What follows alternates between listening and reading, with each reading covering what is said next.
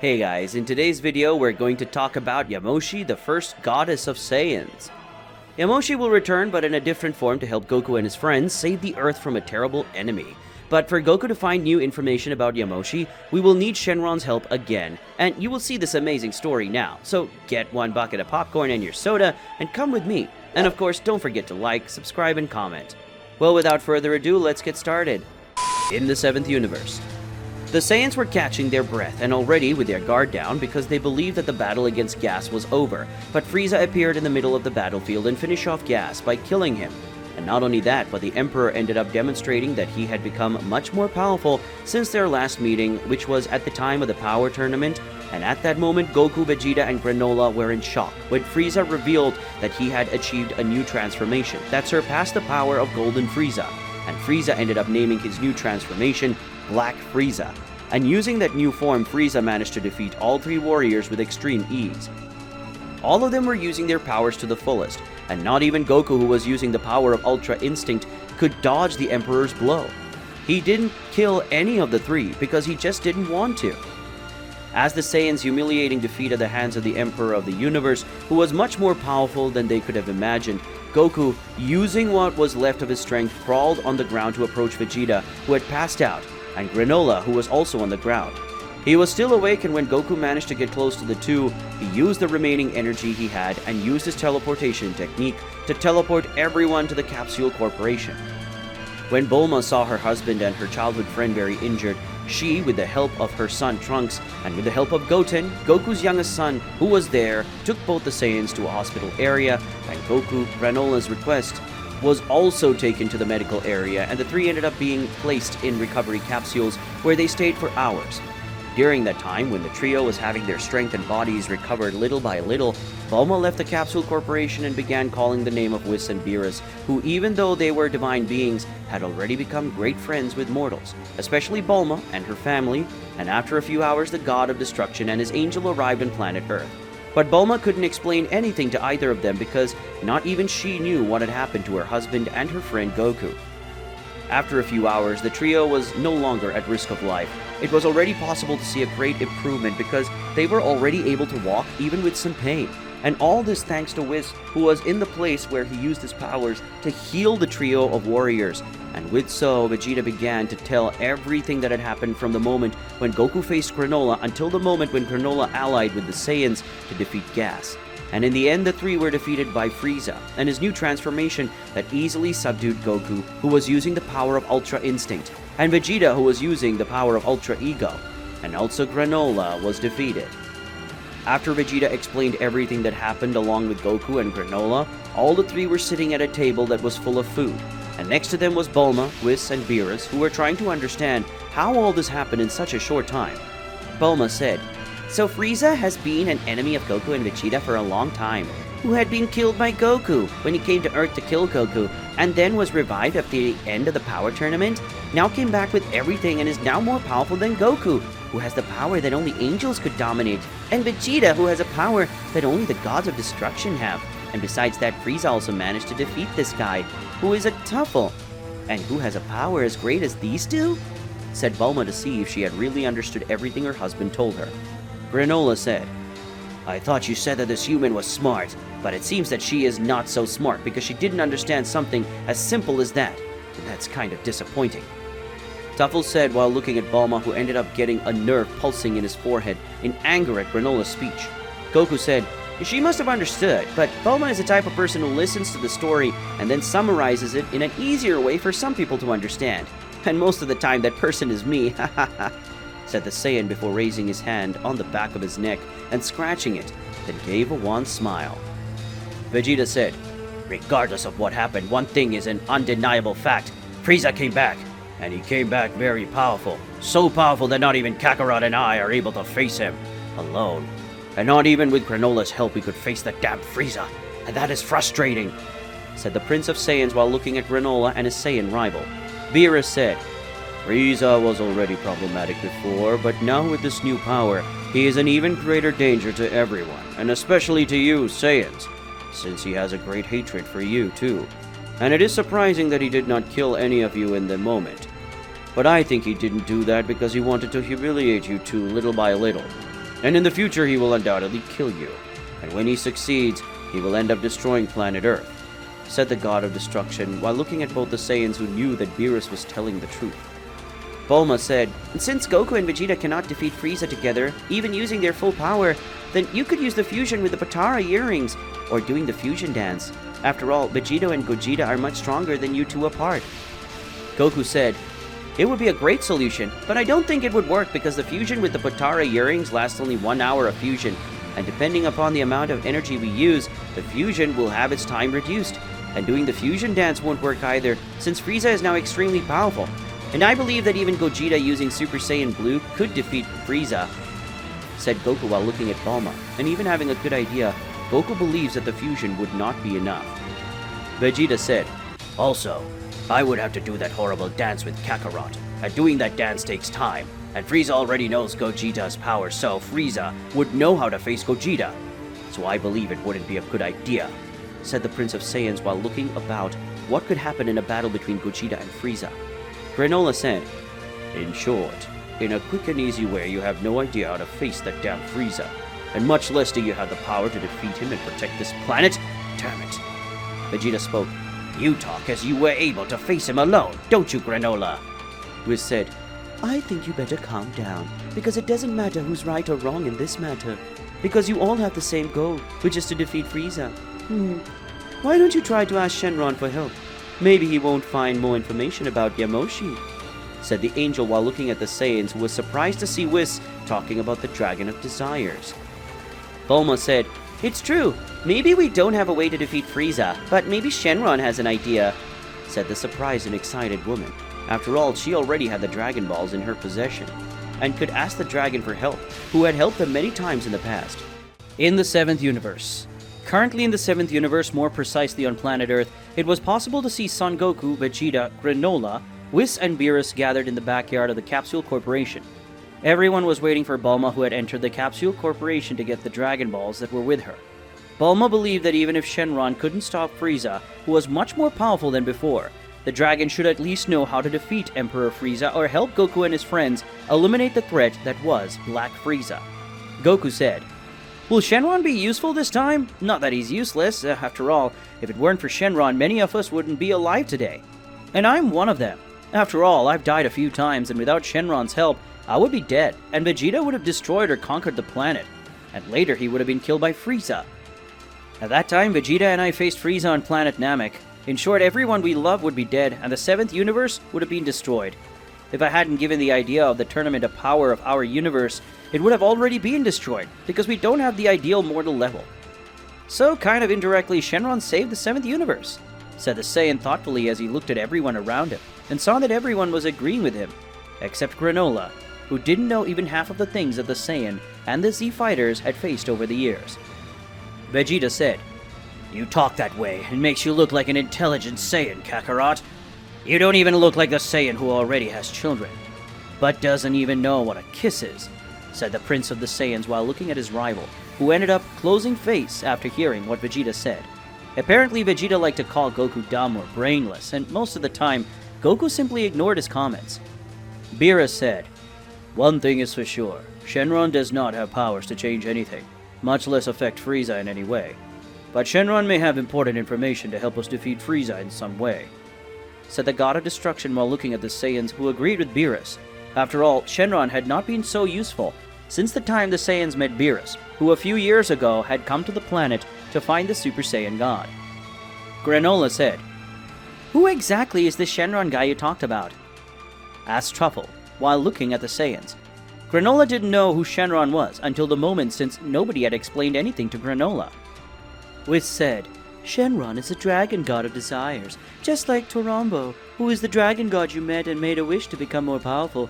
But unlike Torambo, Shenron has larger spears, and there's 7 spears in total. But if we are going to classify the two, I would say that Torambo is stronger than Shenron," spoke the angel, finally explaining to Granola who Shenron was and the fact that the dragon god that Granola had invoked before was stronger than Shenron, because Shenron would not be able to leave the Granola as powerful as it was. Granola thought, "So you've had a wishing dragon this whole time? If you had a dragon god or wishes all the time, why didn't you ask to become stronger in the past? then you wouldn't have died so many times, and you could have eliminated Frieza's bug decades ago. Tuffle was thought while looking at the Saiyans with a bored face. After all, if the Saiyans had the power of the Dragon God, who could grant wishes for them, why didn't the Saiyans use the power before to become more powerful and eliminate Frieza when he was still weak?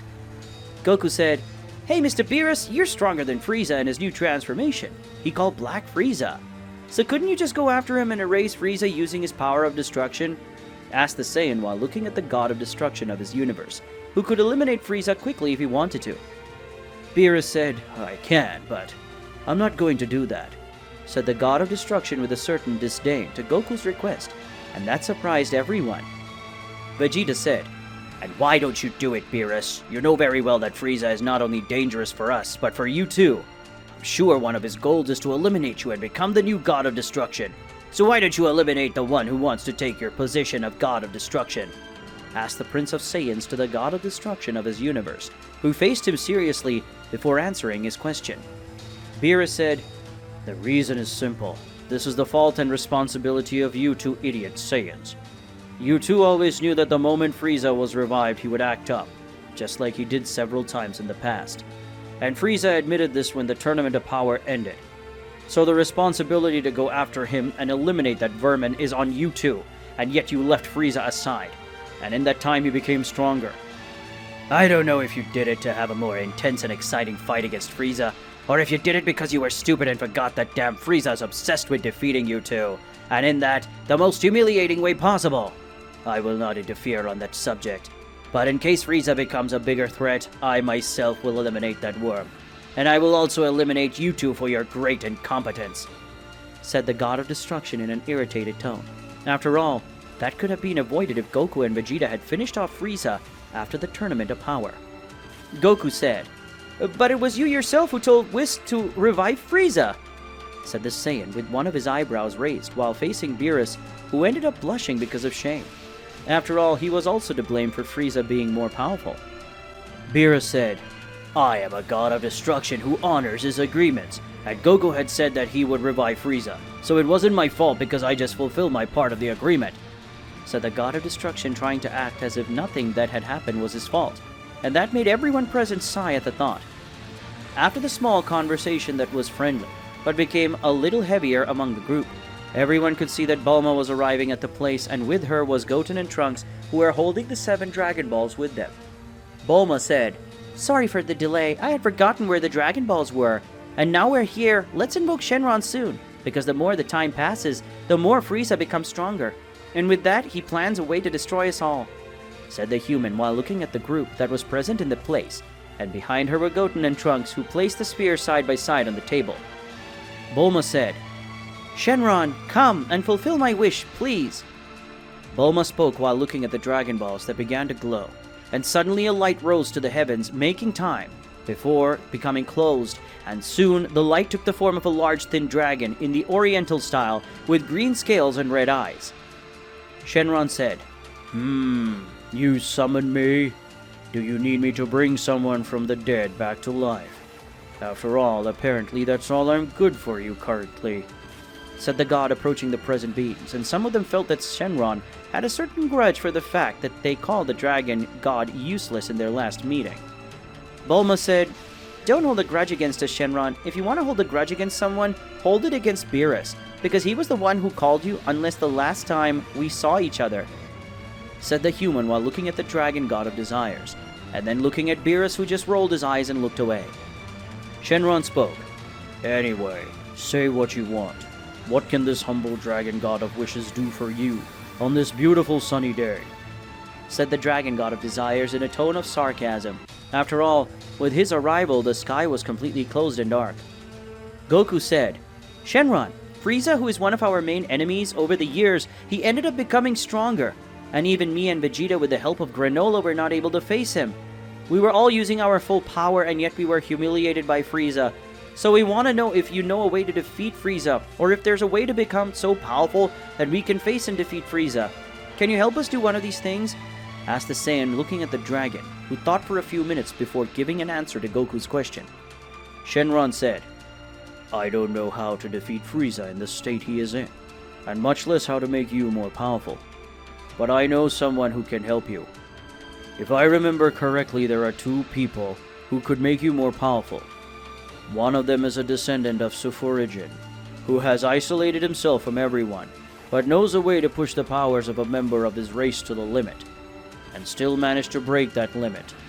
And the other person is the one that day you wanted me to bring here to face Beerus-sama. And that person is the one who was the first Saiyan to become a deity, said the Dragon God, surprising the two Saiyans who were on site.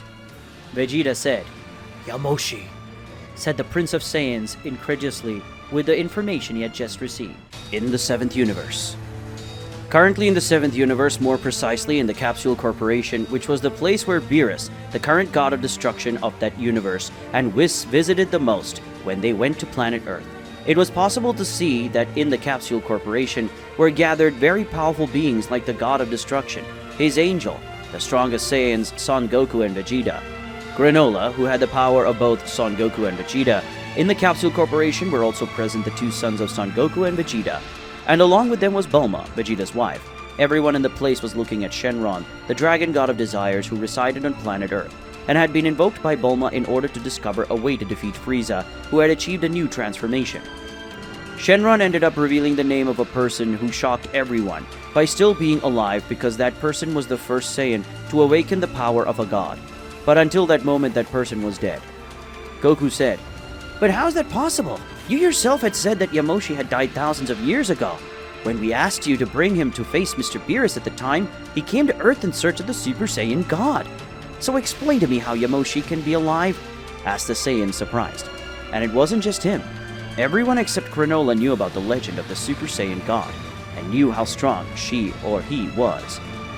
Shenron spoke. "At the time, I knew about the legend of Yamoshi and the legend of the Super Saiyan God. But from my sources and knowledge, Yamoshi was long dead. But apparently, she is still alive. And I couldn't find Yamoshi at the time, because somehow she managed to hide. And as you know, I have a certain limit of power, and finding Yamoshi was something very difficult at the time. So since I didn't feel her power, I said that Yamoshi could not be brought to Earth, since the Super Saiyan God was a transformation and not a person. But I don't remember saying that she was dead at the time," said the Dragon God of Desires while looking at everyone who was at the place. Beerus spoke. "So, the first Saiyan who managed to become a god is still alive. If Yamoshi was alive all this time, how could Whis not find her back then? Look, escaping Shenron's radar is not very difficult since he has limited power, but Whis is an angel, and is the most powerful being in the 7th universe. So how did this Saiyan manage to escape Whis?" asked the god of destruction as he looked at Shenron, who was saddened by again being seen as weaker than Whis, who just took one of his hands to his chin.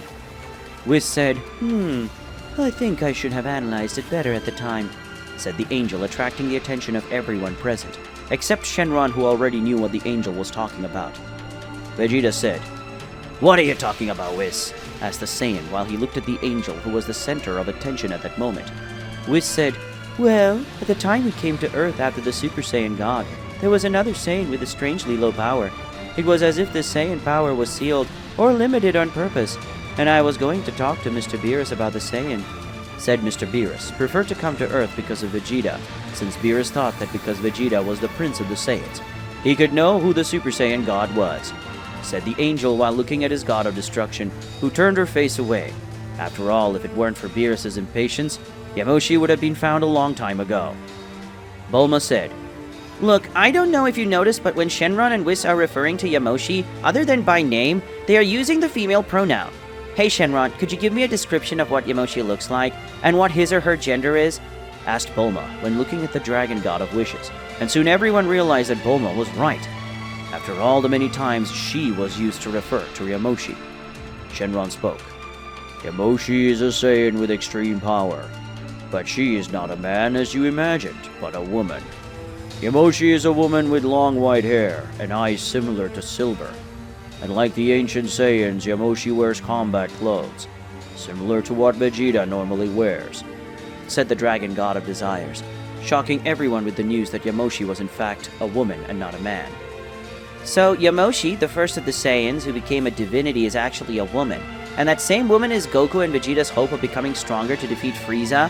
asked the woman as she looked at Shenron, who was staring at everyone's surprised face, except Whis, who knew that Yamoshi was a woman. Shenron spoke. That's right.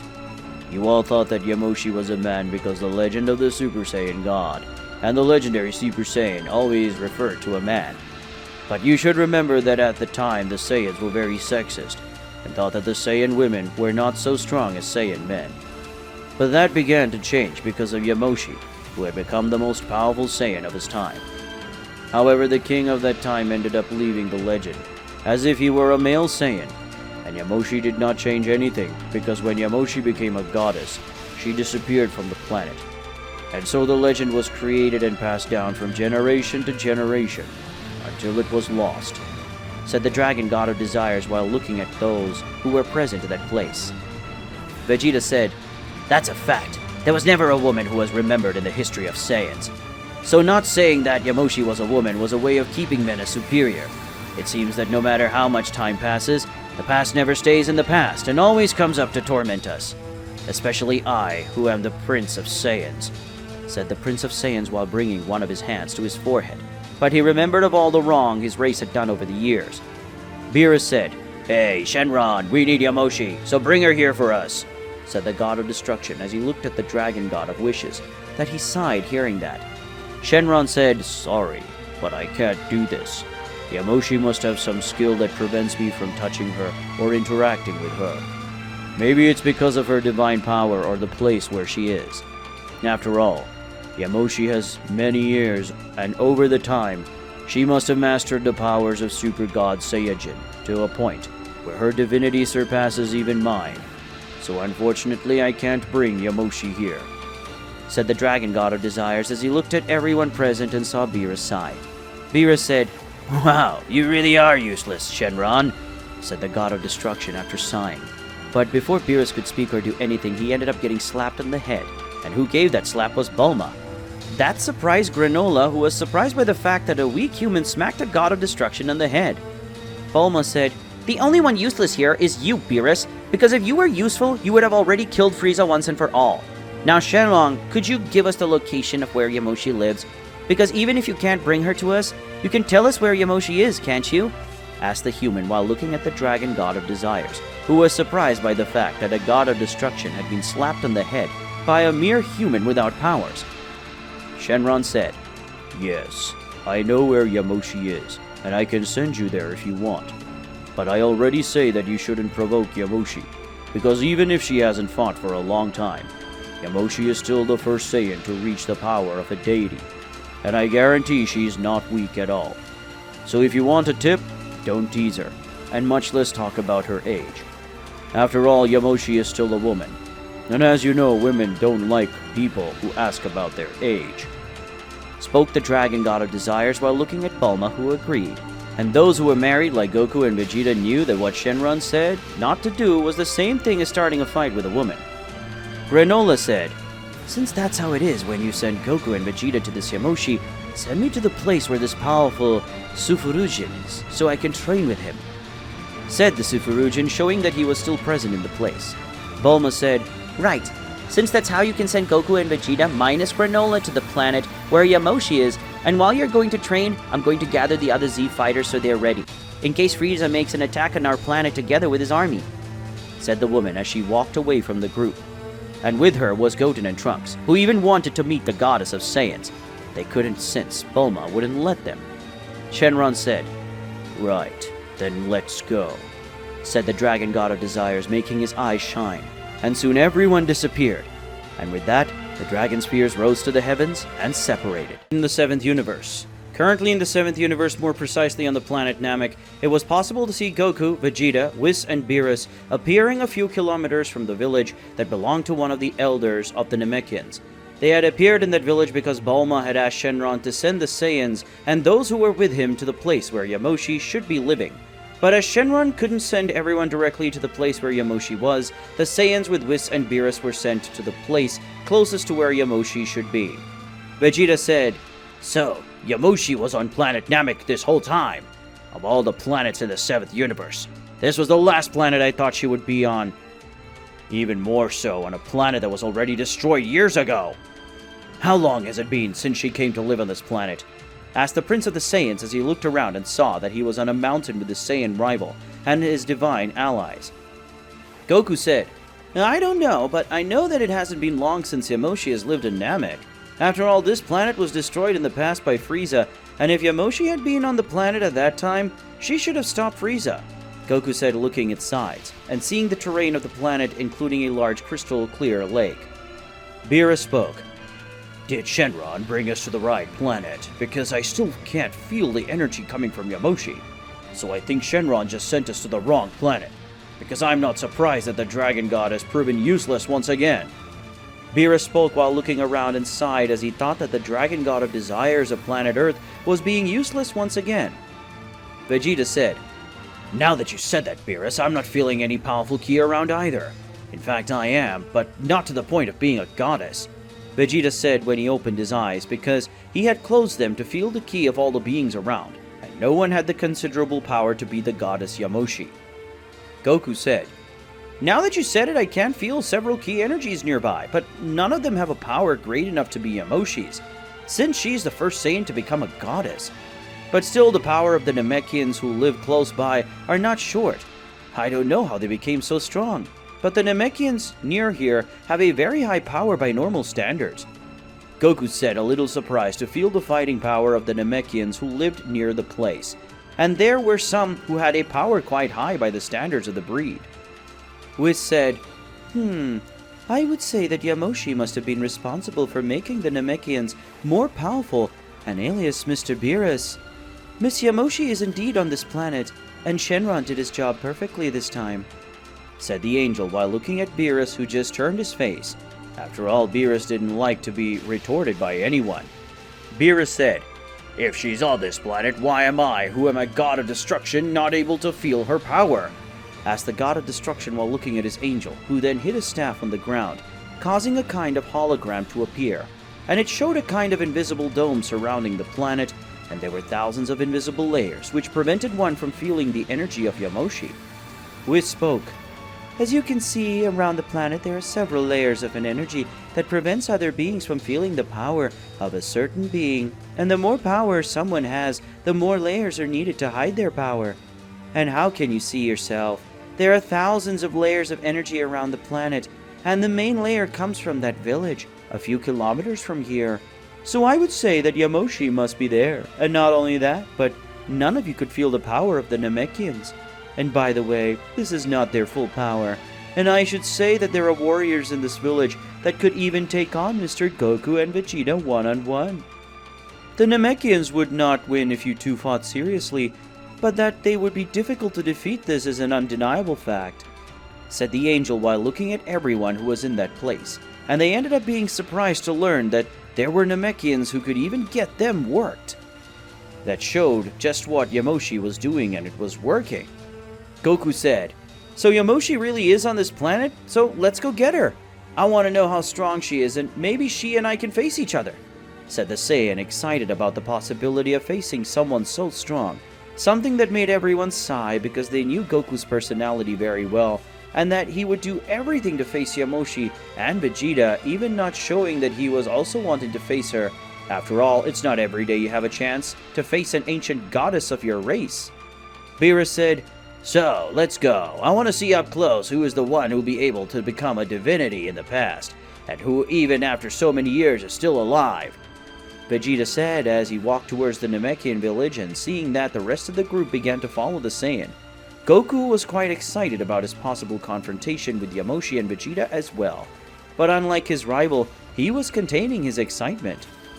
Goku and his group were being led by Whis, who ended up in front of the group. After all, he was the only one who could feel Yamoshi's power, and that's why he was leading the group.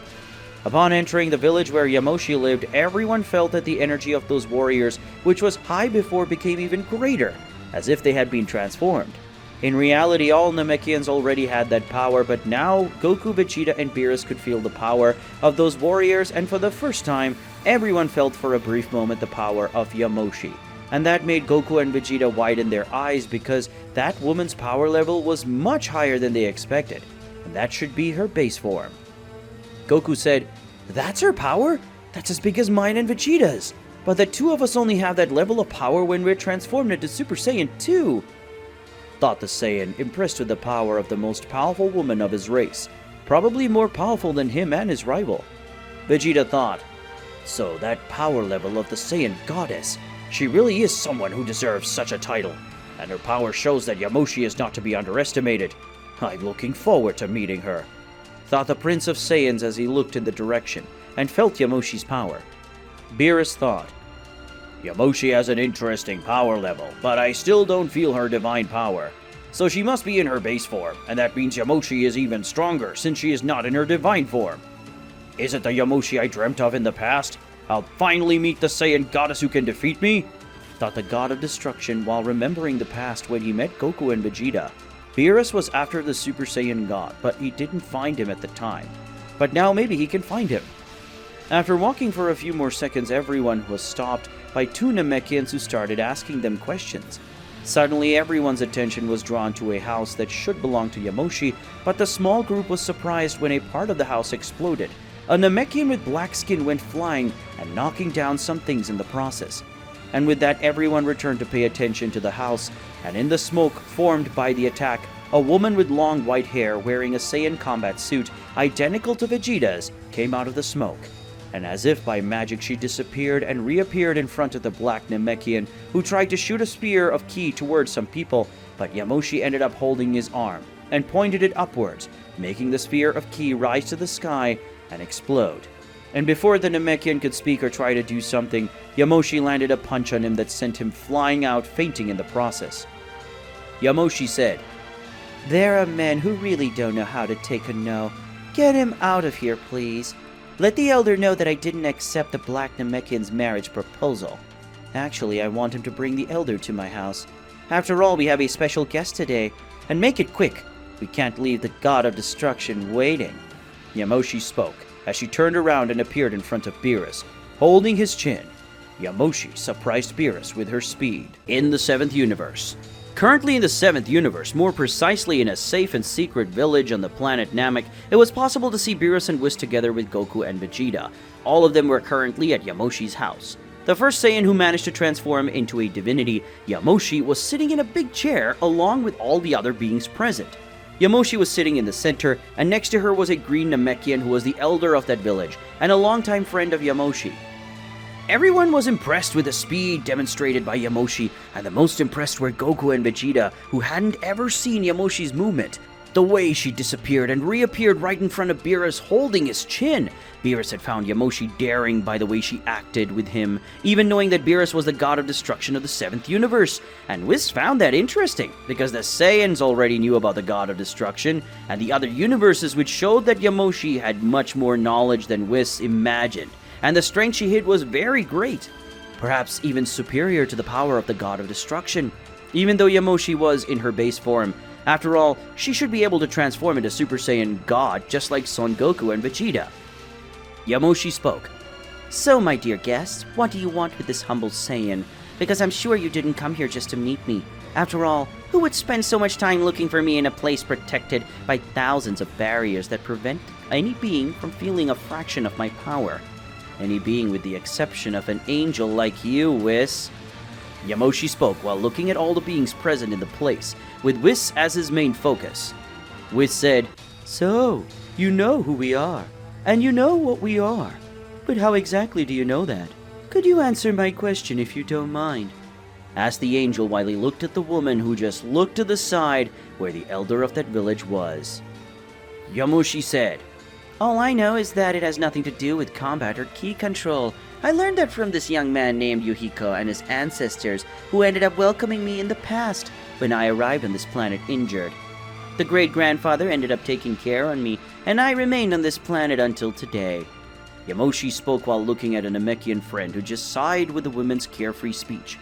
Yuhiko said, 1,000 pardons for the way this stupid monkey acted. As you may know, Saiyans are not a very social race, and most of them are airheads who don't know how to think straight. They only know how to fight, and this idiot is a clear example of that. Yuhiko said while looking at the divine beings present, who nodded mentally with him. After all, Goku was literally everything he had said, and Vegeta just wasn't that way because he was a prince, and as such, he had learned to be polite. Vegeta spoke. You said you arrived at this planet injured. How were you injured, and why? After recovering, did you not return to the planet of the Saiyans? Asked the Prince of the Saiyans, who faced the oldest ancestor of his race, who deserved all his respect. Yamoshi spoke. I was injured in combat with an old flame of mine, who ended up getting jealous when I first transformed into Super Saiyan God. My old flame tried to become a Super Saiyan God, but his heart wasn't pure enough to become one. Then he was overcome with envy, and somehow my old flame ended up getting into a corrupted Super Saiyan God spirit, and he and I started fighting in our first match, I ended up defeating my old flame together with the corrupted Saiyans. But I was hurt, and I knew that the king of the time didn't like me, so I left the planet. I ended up here, and with the help of Yuhiko's ancestors, I ended up surviving. After that, I tried to return to the Saiyans planet, but it didn't work. So I started wandering around the universe. But my old flame came after me, and he and I started to fight, and almost died in that fight. But I had a seed of the gods, so I managed to survive. Yamoshi said while remembering her own past and everything she ended up living because of an old passion that betrayed her just out of envy. Vegeta spoke. So there's a way to transform into a Super Saiyan God without using the Saiyan ritual, or without facing someone who possesses divine power? Asked the Prince of Saiyans while he looked at Yamoshi. Yamoshi said, yes, there is a third way to transform into a Super Saiyan God, but this transformation is called Corrupted Super Saiyan God, and to get that power it is necessary for a Saiyan to kill 1,000 Saiyans with pure heart and body, and it was like that of my old crush that ended up turning into a Super Saiyan God. He killed 1,000 Saiyans. To be precise, my old crush ended up killing 1,000 children to get that power. That's how he got the power. Luckily, you two don't have to use this method, because I felt the divine energy corrupted within you two. I would kill you. Even if you are cute, I would still have no mercy. Yamoshi spoke while looking at Goku and Vegeta in an analytical way, surprising both Saiyans with the fact that she knew they were both Saiyans, and that they could also transform into Super Saiyan God. Goku said, how do you know that Vegeta and I are Saiyans, and how do you know that he and I managed to transform into Super Saiyan God? Goku asked while looking at the woman in front of them, who just sighed at the level of knowledge of those two Saiyans in front of her. Yamoshi said, I'm the first Saiyan to get the power of a divine being, and during all this time, you thought I stood still? Sorry guys, but unlike you two, I've already mastered the power of a Super Saiyan God. And I say that this Super Saiyan God form that you two must know is not even half of the true power of our God form. But when you manage to use at least the 2 stages of the Super Saiyan God, you'll be able to know who is Super Saiyan and who is not, and who has a divine power. If you can get out of the level you have. Yamoshi said, surprising everyone, because everyone thought that the transformation that Goku and Vegeta possessed was already the power of Super Saiyan God, and Super Saiyan Blue could be considered an evolution of it. Beerus spoke. Isn't the Super Saiyan God that Goku and Vegeta possess the true power of a Super Saiyan God? Asked the God of Destruction while looking at the Saiyan. Yamoshi said, yes, the power that these two possess is not the true power of a Super Saiyan God, because if it were, you would not have come to me.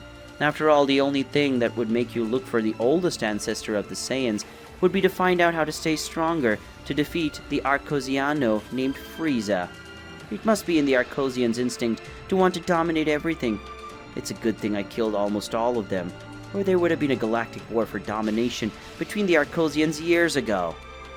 Yamoshi said, while looking at the Saiyans who didn't know that Frieza had a race, yet alone that Yamoshi had faced and killed them.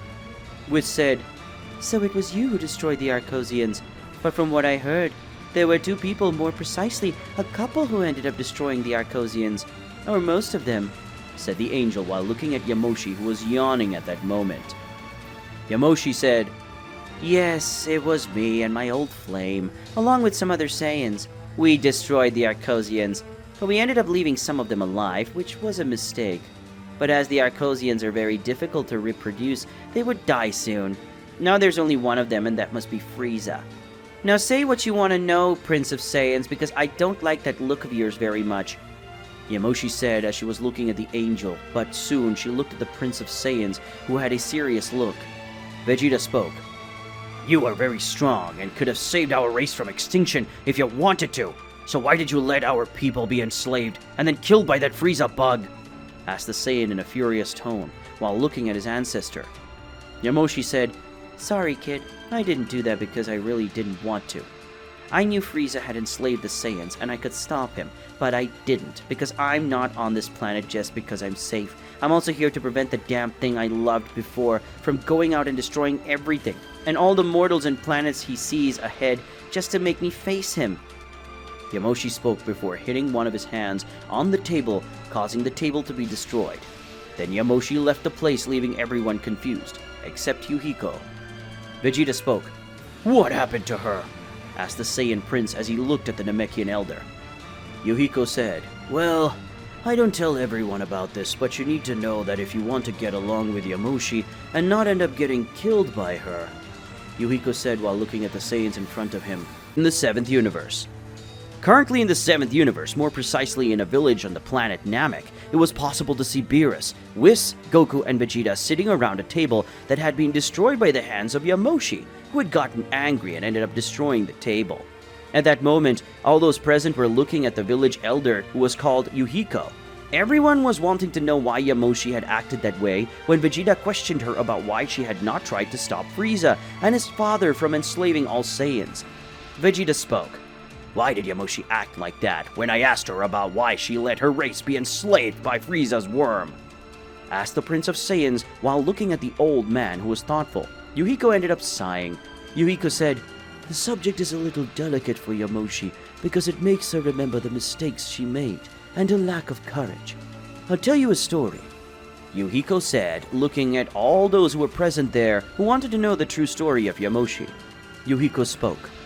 A long time ago, even before Yamoshi got the power of a goddess, she was a student at a combat academy on the planet of Saiyans.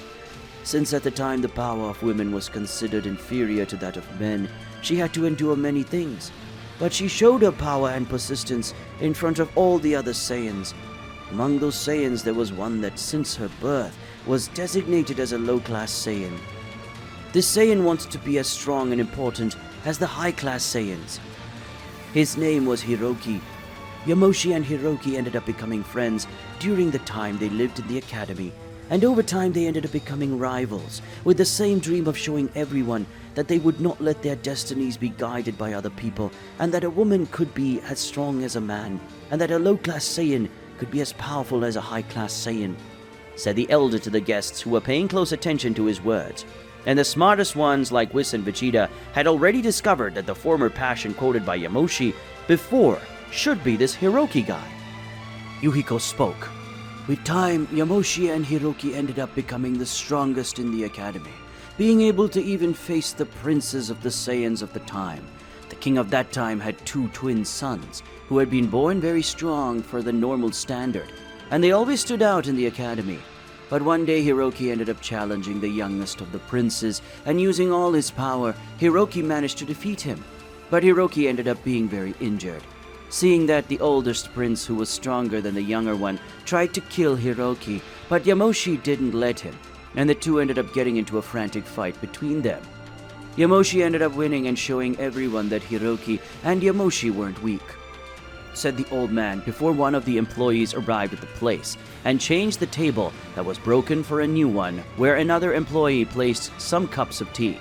Yuhiko ended up taking a sip before speaking again. Vegeta thought, I know that back then the power levels of the Saiyans wasn't that great compared to the power level of the current ones. But back then, the level of power from birth and the blood that flowed through the veins of the Saiyans defined whether they would, and they become someone important or just weak soldiers who would only serve to die on the front lines. So the fact that these two defeated 2 princes who were already said to be prodigies is something very surprising. But for the nobles, it's a bad thing. After all, it was like giving a punch to the nobles, saying that someone inferior to them was actually superior, thought the Prince of Saiyans, who had received a certain level of teaching about politics in the past when the planet of Saiyans, Hiroki, and Yamoshi existed. Yuhiko said, Thanks to the victory of Hiroki and Yamoshi, most of the nobles of the Saiyan planet kept an eye on them and tried to bring Yamoshi and Hiroki to their side. Many nobles tried to make Yamoshi marry their children, and at the same time happened with Hiroki, but none of them came to accept the deal with the nobles. Over the years, a large part of the Saiyan planet knew Yamoshi and Hiroki, but Yamoshi never wanted fame or anything like that. She just wanted her strength recognized by the powerful Saiyans. But Hiroki, on the other hand, wanted more fame and power. He was blinded because of this, and seeing Yamoshi, who had more fame and recognition than him, throwing it all away made him extremely angry. So much so that many times Hiroki tried to humiliate Yamoshi, who was a strong warrior, but a naive woman who did not believe when someone spoke badly of Hiroki in front of her because of Yamoshi's head.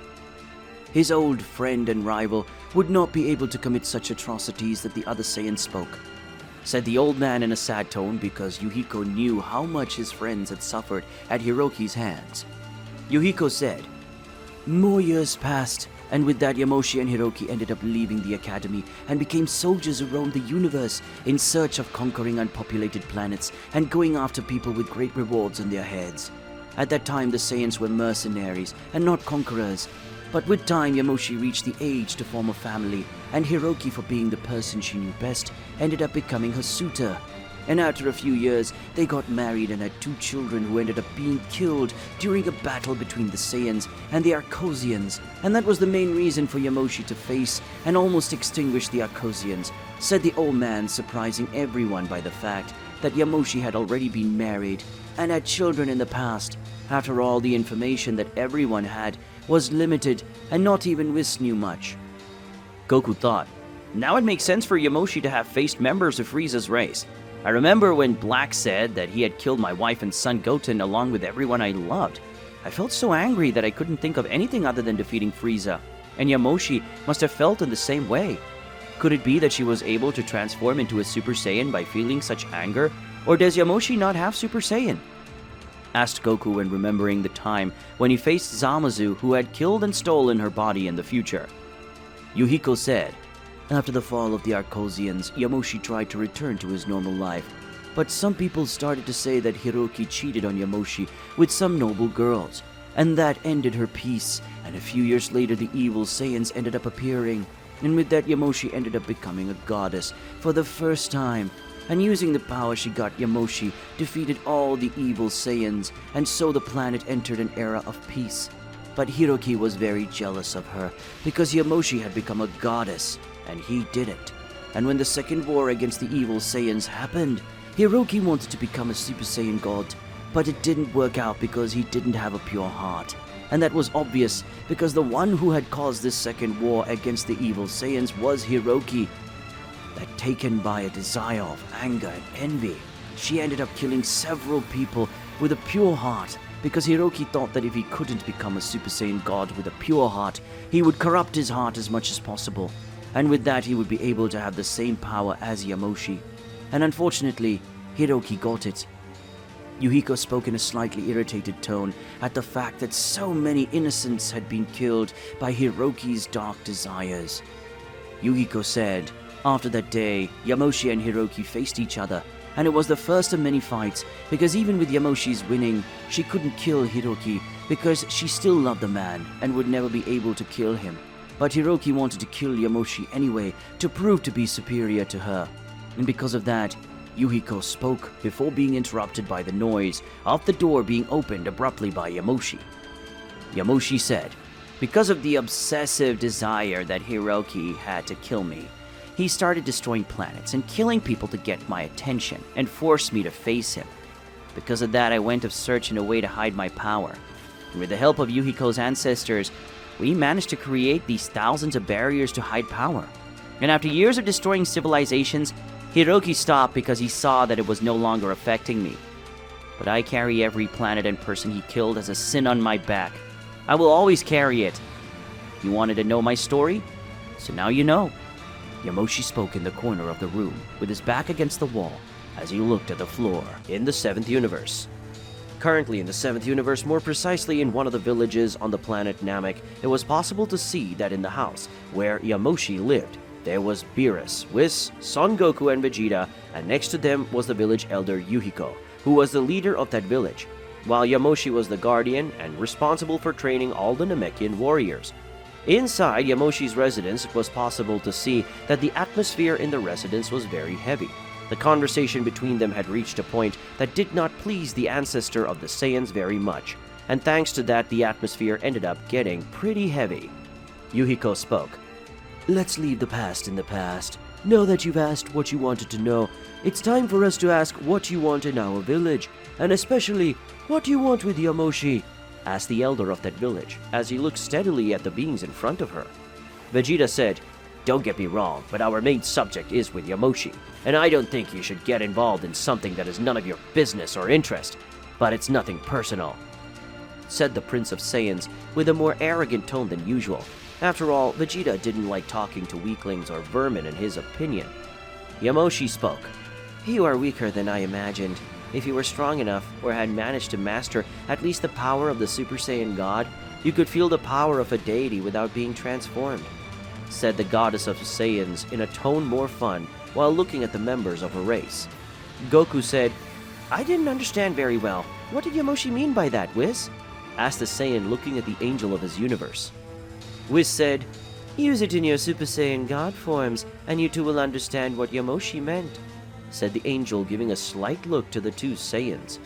Goku and Vegeta didn't understand what was happening, but they both obeyed Whis and transformed into Super Saiyan God. And in doing so, the Saiyans felt an enormous amount of ki being released by Yuhiko, who wasn't even making an effort to do so. Yuhiko said, The elders of this village are not decided just because they are smart and know how to solve problems, but also the elders must be the strongest among the Namekians. And I am an ancient elder, and during that time, I have already been challenged countless times. None of them were able to defeat me. Yamoshi is the strongest in the village, but she's not a Namekian. She can't be an elder. But I can, and that's why I'm the second strongest person in this village. So I recommend that you don't treat me that way, or I'll have to crush you.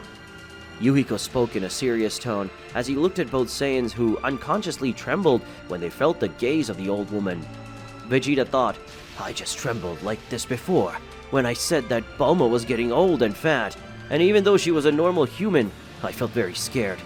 But this one's scaring me because Yuhiko really can kill me if she wants to, thought the Prince of Saiyans while looking with a certain fear at the power of the Namekian elder. Yamoshi said, Yuhiko, you can stop releasing your energy now. After all, they are our hosts, and you always complain here when I don't receive my guests properly, so behave yourself. Yamoshi spoke as she approached and placed one of her hands on the shoulder of the elder woman, who closed her eyes and sighed, making the energy that was being emanated suddenly disappear. Yuhiko said, You calling me out for not being a good hostess is even ironic, considering you literally threw the representative of the Black Namekians out of your house with your usual Saiyan violence. And don't think we won't have a long talk later about it, Yamoshi, Yuhiko said while staring at her childhood friend, who turned her face away and started whistling, pretending the message hadn't been meant for her. Yamoshi said, Well, leaving this unpleasant moment about my past and the lack of power of these two Saiyans aside, I'd like to know what you want with me and Yuhiko. You'll stay and listen to everything. After all, she's the elder of the village. I'm the guardian, and anything I do, I need her permission. So say what you want, and if I think it deserves my attention, and Yuhiko lets me, I'll help you. But if it doesn't happen, you'll leave this village, and don't bother me again, Yamoshi said, taking the chair where she was sitting before and sitting on it again. Beerus said, In a summarized way, Frieza, the last of the Arcosians, is now very powerful, surpassing the power of Goku and Vegeta, who have the power of Ultra Instinct and Superior Ego, respectively. Even these two Saiyans possess great power in their hands. They could not face Frieza, who got a new power that he named Black Frieza. And using that power, he managed to humiliate Goku and Vegeta with just one blow. So he came after you, Yamoshi, so you could train these two Saiyans to fight Frieza. Because even though I know how dangerous Frieza is, I'm not gonna do anything to help these two. It was these two Saiyans who caused it, so they'll solve the problem. Explained the 7th Universe God of Destruction to Yamoshi and Yuhiko, who thought about it a bit. Yuhiko said, Frieza, the Arconian, who had destroyed our planet in the past, who was later killed and then revived, and then killed again, became a threat again. All because of you two. Because you didn't know how to leave someone dead, definitely dead. And now it comes to our village with the intention of asking Yamoshi to train the two of you to solve the problem you caused yourself. And still you dare to insult me. Have I recapitulated it well, or am I missing some important information? Asked the old woman in a sarcastic tone when she found out what those two Saiyans without education or respect had done. Vegeta said, "No, you recounted it very well. It's our current situation created solely and exclusively by Kakarot, who called Frieza to the Tournament of Power, promising to bring him back to life," said the Prince of Saiyans while looking at his Saiyan rival who just scratched his head on his back in embarrassment. Goku said, "Well, in my defense I promised to revive Frieza, but who revived himself was Whis at the behest of Mr. Beerus," said the Saiyan while looking at the god of destruction of the universe who just turned his face. Beerus said, "Frieza is already alive, so the important thing is not who was responsible for bringing him back to life. What matters now is whether Yamoshi is going to train you two Saiyans to kill Frieza. And at this time, it's gonna be permanent, because after I kill him, I'm going to hell myself to erase Frieza's existence for all eternity," spoke the god of destruction while looking at the Saiyans, and then at Yamoshi, who had his hands behind his head. Yamoshi said, "Well, I don't mind teaching these two to use the power of the Super Saiyan God in a state above those they have, but I already say that my training is not light, so you'll have to follow all my orders to the letter. If not, I'll send you away," Yamoshi said while looking at the two Saiyans who were in front of her. Goku said, "Right, but before you start training me and Vegeta, I'd like to fight with you a bit to find out how far my power is from your power." The Saiyan spoke while getting up and pumping his fists excited, thinking about facing the first goddess of Saiyans. Whis said, "Mr. Goku seems to be very excited as always," said the angel looking at the Saiyan and seeing that he was excited to face the oldest ancestor of the Saiyans. Yamoshi said, "Well, I wasn't planning to fight anyone today, but if you want to face me, then let's fight. And you can also come, Mr. Prince of the Saiyans," Yamoshi said while getting up, but at that moment, Yuhiko held her wrist preventing her from leaving the place. Yuhiko said, "You will fight, yes, but it won't be with Yamoshi. It will be with me, because I'm still offended by the way the prince spoke to me, and I want to hit someone to de-stress. Nothing better than hitting a Saiyan, because of some Saiyans I'm stressed," Yuhiko said as she stood up and looked at her childhood friend who just gave a smile. Yamoshi said, "Well, it looks like you two already have someone to fight with, so let's go to the arena where you can fight without worrying about anything," said the woman as she left the place along with everyone else. 7th Universe. Currently in the 7th Universe, being more precise, in the secret village where Yamoshi lived for many years, and this village is present on the planet Namek, it was possible to see a large combat area where several chairs in the stands that were being occupied by the Namekians who had different colors in their skin. Most of them had green skin color, and most of them were Beerus and Whis, who were in a higher area, as if they were VIPs, and in the center of the arena was Yamoshi, who was in the center of the arena, and at the ends from the arena there was Goku and Vegeta, who were getting ready on one side, and on the other side was Yuhiko, who was facing the two Saiyans, who were at the other end of the arena. Yuhiko thought, "Those two idiot Saiyans are going to learn that they shouldn't underestimate someone's strength, just because they can't sense that person's power. Just like Yamoshi, I possess divine power, because I ended up going through the transcendence ritual that elders receive when they become the definitive elders of our village. And I definitely hate it when someone thinks I'm weak because of the way I'm dressing, acting, or talking to people. I hate even more the idiots who think I'm weak for being a woman. And because of that, I really want to beat up these two idiots. And at the same time, I'm going to take out my anger that Yamoshi is putting me through because of these two," Yuhiko thought in an evil way as he looked at the two Saiyans who would suffer at her hands and would make Goku and Vegeta regret it. Yamoshi thought, "Seems that Yuhiko is serious, and that cold look of hers I only saw a few times, but every time I saw her that way, it didn't go very well for those who felt her cold look.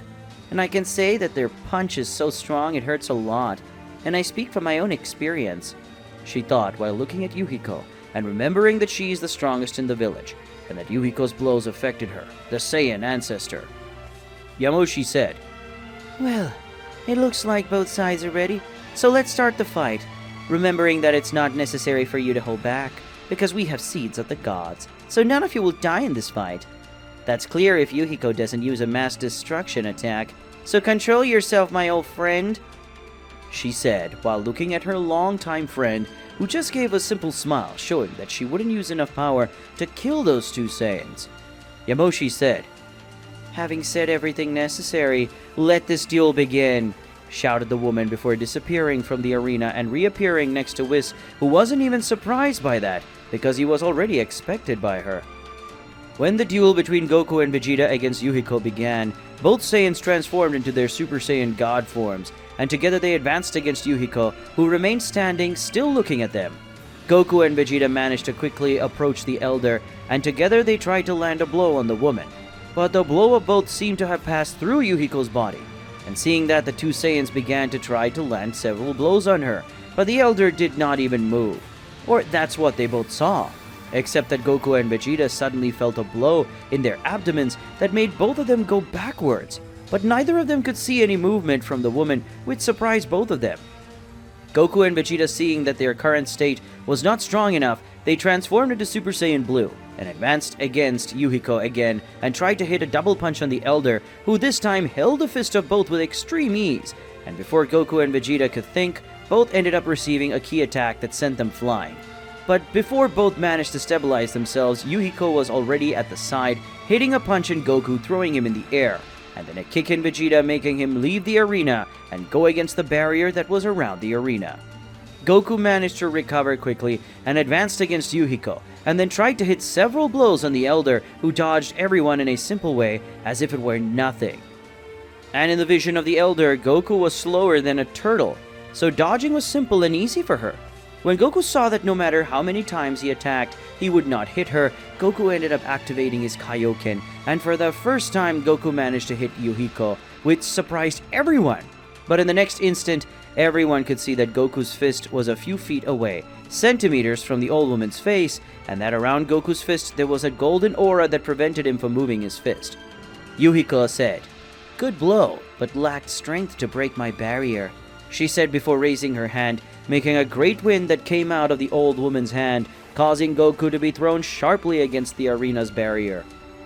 Yuhiko, feeling an increase in power coming from one side of the barrier, she jumped back and saw two spears of ki go flying, both of which had been fired by Vegeta in an attempt to catch the old woman off guard, something that did not work. Vegeta suddenly appeared above Yuhiko, hitting the old woman with a kick, something that made several cracks appear in the arena, and along with that a large amount of dust ended up forming, and from that curtain of dust soon everyone saw a dark blue aura, this being Vegeta in his form of Super Saiyan Blue evolution. Vegeta said, "Kakarot, are you just going to stand there, or are you going to come back here and help me deal with her?" asked the Prince of Saiyans while looking in the direction where his rival was, and soon Goku appeared beside the Prince of Saiyans. Goku spoke. "Why do I think that even the two of us fighting seriously, using all our power, we won't be able to face her?" he asked rhetorically while looking at his Saiyan rival. Vegeta said, "It's because we probably won't be able to defeat her ourselves, but I'm not going to lose without fighting with everything I have," he said while looking at Goku, who nodded. Yuhiko said, "You really won't be able to defeat me, even if you use your full power. But at least Yamoshi will know how strong you really are. And if you two fight with everything, you might be able to destroy my barrier. And if you succeed, it will be something surprising. After all, only Yamoshi can do that. And besides her, no one else can do that here in the village," said the old woman as she left the dust curtain without any apparent injury, which irritated Vegeta, because his blow was ineffective. Goku said, "Since it's like that, then let's not go with everything at once. Come on, Vegeta," he spoke, the Saiyan, before returning to his base form. Vegeta said, "Don't give me orders, Kakarot," said the Prince of Saiyans, returning to his base form, as well as his rival. Goku and Vegeta at the same time began to raise their power, and soon two pillars of energy rose to the heavens, one being silver and the other in a dark purple tone. And when both pillars disappeared, everyone could see that Goku was now with the power of Ultra Instinct activated, and Vegeta was now at the power of Ultra Ego, and now both Saiyans were using their full power. Yamoshi thought, So they have the power of an angel and a god of destruction. I must say that this is truly impressive, but this is a power that doesn't belong to them. Because of that, these two will never be able to fully master the power of these transformations, which must make them weak. She thought as she watched both Saiyans using that one power, that for another one, who knows about those powers, would be impressed, as everyone who was watching the duel was, and even though everyone knew that Yuhiko would be the winner, everyone was still impressed with the power of the two Saiyans. Yuhiko thought, is this the full power of these two Saiyans? I must say that they have a dangerous and incredible power at the same time. Even more if we take into account that this power belongs to the highest level divine beings. And even though they are mortal, they got this power. The old woman thought while looking at the two Saiyans, who they now had serious expressions on their faces. Goku said, "Let's show her the power of the most powerful Saiyans in the 7th universe. Vegeta," said the Saiyan, putting himself in a combat posture. Vegeta said, "See if you don't disturb me, or if not, I myself will defeat you and fight her alone, Kakarot," said the Prince of Saiyans while putting himself in a combat posture, and at the same time looking at his rival, who just laughed. Yuhiko spoke, "Then come, show me your power, the strongest mortals of the 7th universe." She spoke in a defiant tone as she looked at the two Saiyans. In the 7th universe. Currently in the 7th universe, more precisely in the village where Yamoshi lived, it was possible to see that Son Goku and Vegeta were using the power of their most powerful forms. Son Goku was using the power of Ultra Instinct and Vegeta the power of Ultra Ego, and both Saiyans had a serious expression on their faces. Yamoshi was impressed with the powers of those two mortal Saiyans, as Goku and Vegeta were using powers that only divine beings like Beerus and Whis possessed. Yuhiko, until that moment, was just staring at the two Saiyans, impressed by the divine abilities of Goku and Vegeta. Yuhiko knew that even though the two Saiyans possessed that impressive and almost unbelievable power for two mortals, that power didn't even come close to the full power of Yamoshi, as she transformed into a perfect Super Saiyan God form. Both Yamoshi and Yuhiko knew that those two Saiyans were too strong for their standards, but both women weren't in that same standard for many years. Yamoshi and Yuhiko knew that even the two Saiyans having all that power, they still wouldn't be able to hurt Yuhiko. Maybe they could destroy the invisible barrier that was around her, but defeating her would be impossible for Saiyans with that level of power. Yuhiko said, "Are you going to stare at me, or are you going to start with this soon? I want to see if you deserve to be trained by Yamoshi. Because if you don't manage to destroy my barrier, I will expel you from the planet, and you will never be able to come to the planet Namek again. And even if you do, you will not be allowed to enter this village. But if you do, I will have to kill you too, and I will ensure that the Dragon Balls cannot bring you back to life," said the old woman, looking at the two Saiyans, who ended up assuming an even more serious expression. After all, if they couldn't at least destroy the barrier that was around Yuhiko, they would never be able to become stronger, and thus defeat Frieza with his new form. Goku and Vegeta looked at each other for a few seconds, and then they nodded, and began to raise their energies and advance towards the old woman.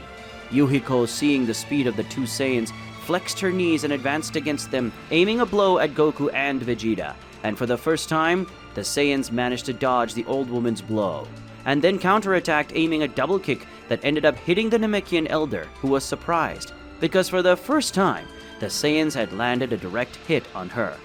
But like Goku's previous blow, that attack was blocked by the barrier around Yuhiko. Goku and Vegeta did not wait for the old woman to recover, and advanced against her again, and Yuhiko did the same, and with that they entered into a hand-to-hand combat where Yuhiko opened his own guard on purpose, so that the Saiyans tried to break her guard. At the same time, the old woman hit several blows on the two Saiyans when they made a mistake, and even Goku managed to dodge some blows because of Ultra Instinct, but he couldn't dodge them all. The old woman was too fast for Goku's Ultra Instinct, and Vegeta, unlike Goku, he ended up receiving all the hits from the old woman. But thanks to his resistance, he was able to withstand the blows from Yuhiko, who smiled when she saw the persistence of the Prince of Saiyans. Goku and Vegeta thought for a moment, and after looking at each other, they both walked away from Yuhiko, and then the Saiyans advanced against the old woman with their fists imbued with their ki. Upon seeing that, Yuhiko advanced against them, and exchanged a blow with the Saiyans. This blow created a large impact wave, one so strong that it made the arena turn into rubble, and the barrier that was around the arena ended up being destroyed. But before the impact wave could affect those who were watching the duel, Whis hit his staff on the ground, creating a new barrier, preventing the impact wave from affecting the viewers of that duel. Whis said, "It seems that this fight is getting very exciting, and apparently it's already reaching the end. But for that to happen, your friend Yuhiko needs to take this duel more seriously," said the angel, looking at the Saiyan Yamoshi, who kept her gaze on the two Saiyans. Yamoshi spoke. "Yuhiko can defeat those two with just one attack if she wants to, but she's extending this fight so I can analyze how these two Saiyans are, and what their power level is, and if they deserve to be trained by me. Yuhiko is the village elder, and I'm the guardian, and as such, I have a lot of work to do. So if those two don't show that they really want to be trained to get stronger, Yuhiko won't allow the training to happen if they don't pass her test. Many have tried to train with me, but most of them couldn't pass Yuhiko's test, and those who passed are currently the strongest in the village." Yamoshi spoke while looking at the angel, and Beerus, who was enjoying the fight a lot. Beerus thought that fight was supposed to be a lot of fun. He normally just liked to face his enemies, but seeing a duel between powerful beings was also fun. Another big wave of impact was formed, making everyone turn their attention to the duel between the Saiyans and Yuhiko. After the impact wave, a large curtain of dust was formed, but in a few seconds the dust disappeared, and then the Saiyans and Yuhiko returned to exchange blows, again revealing to everyone that Goku and Vegeta had a large part of their clothes destroyed and torn, and there were several wounds on their bodies. Yuhiko had no wounds on her body, and there was no mark of destruction on her clothes. Yuhiko thought, "My barrier is starting to break, so if I force these two Saiyans a little, they will end up using their strongest attack. And if this attack doesn't break my barrier, then Goku and Vegeta will not be able to be trained by Yamoshi."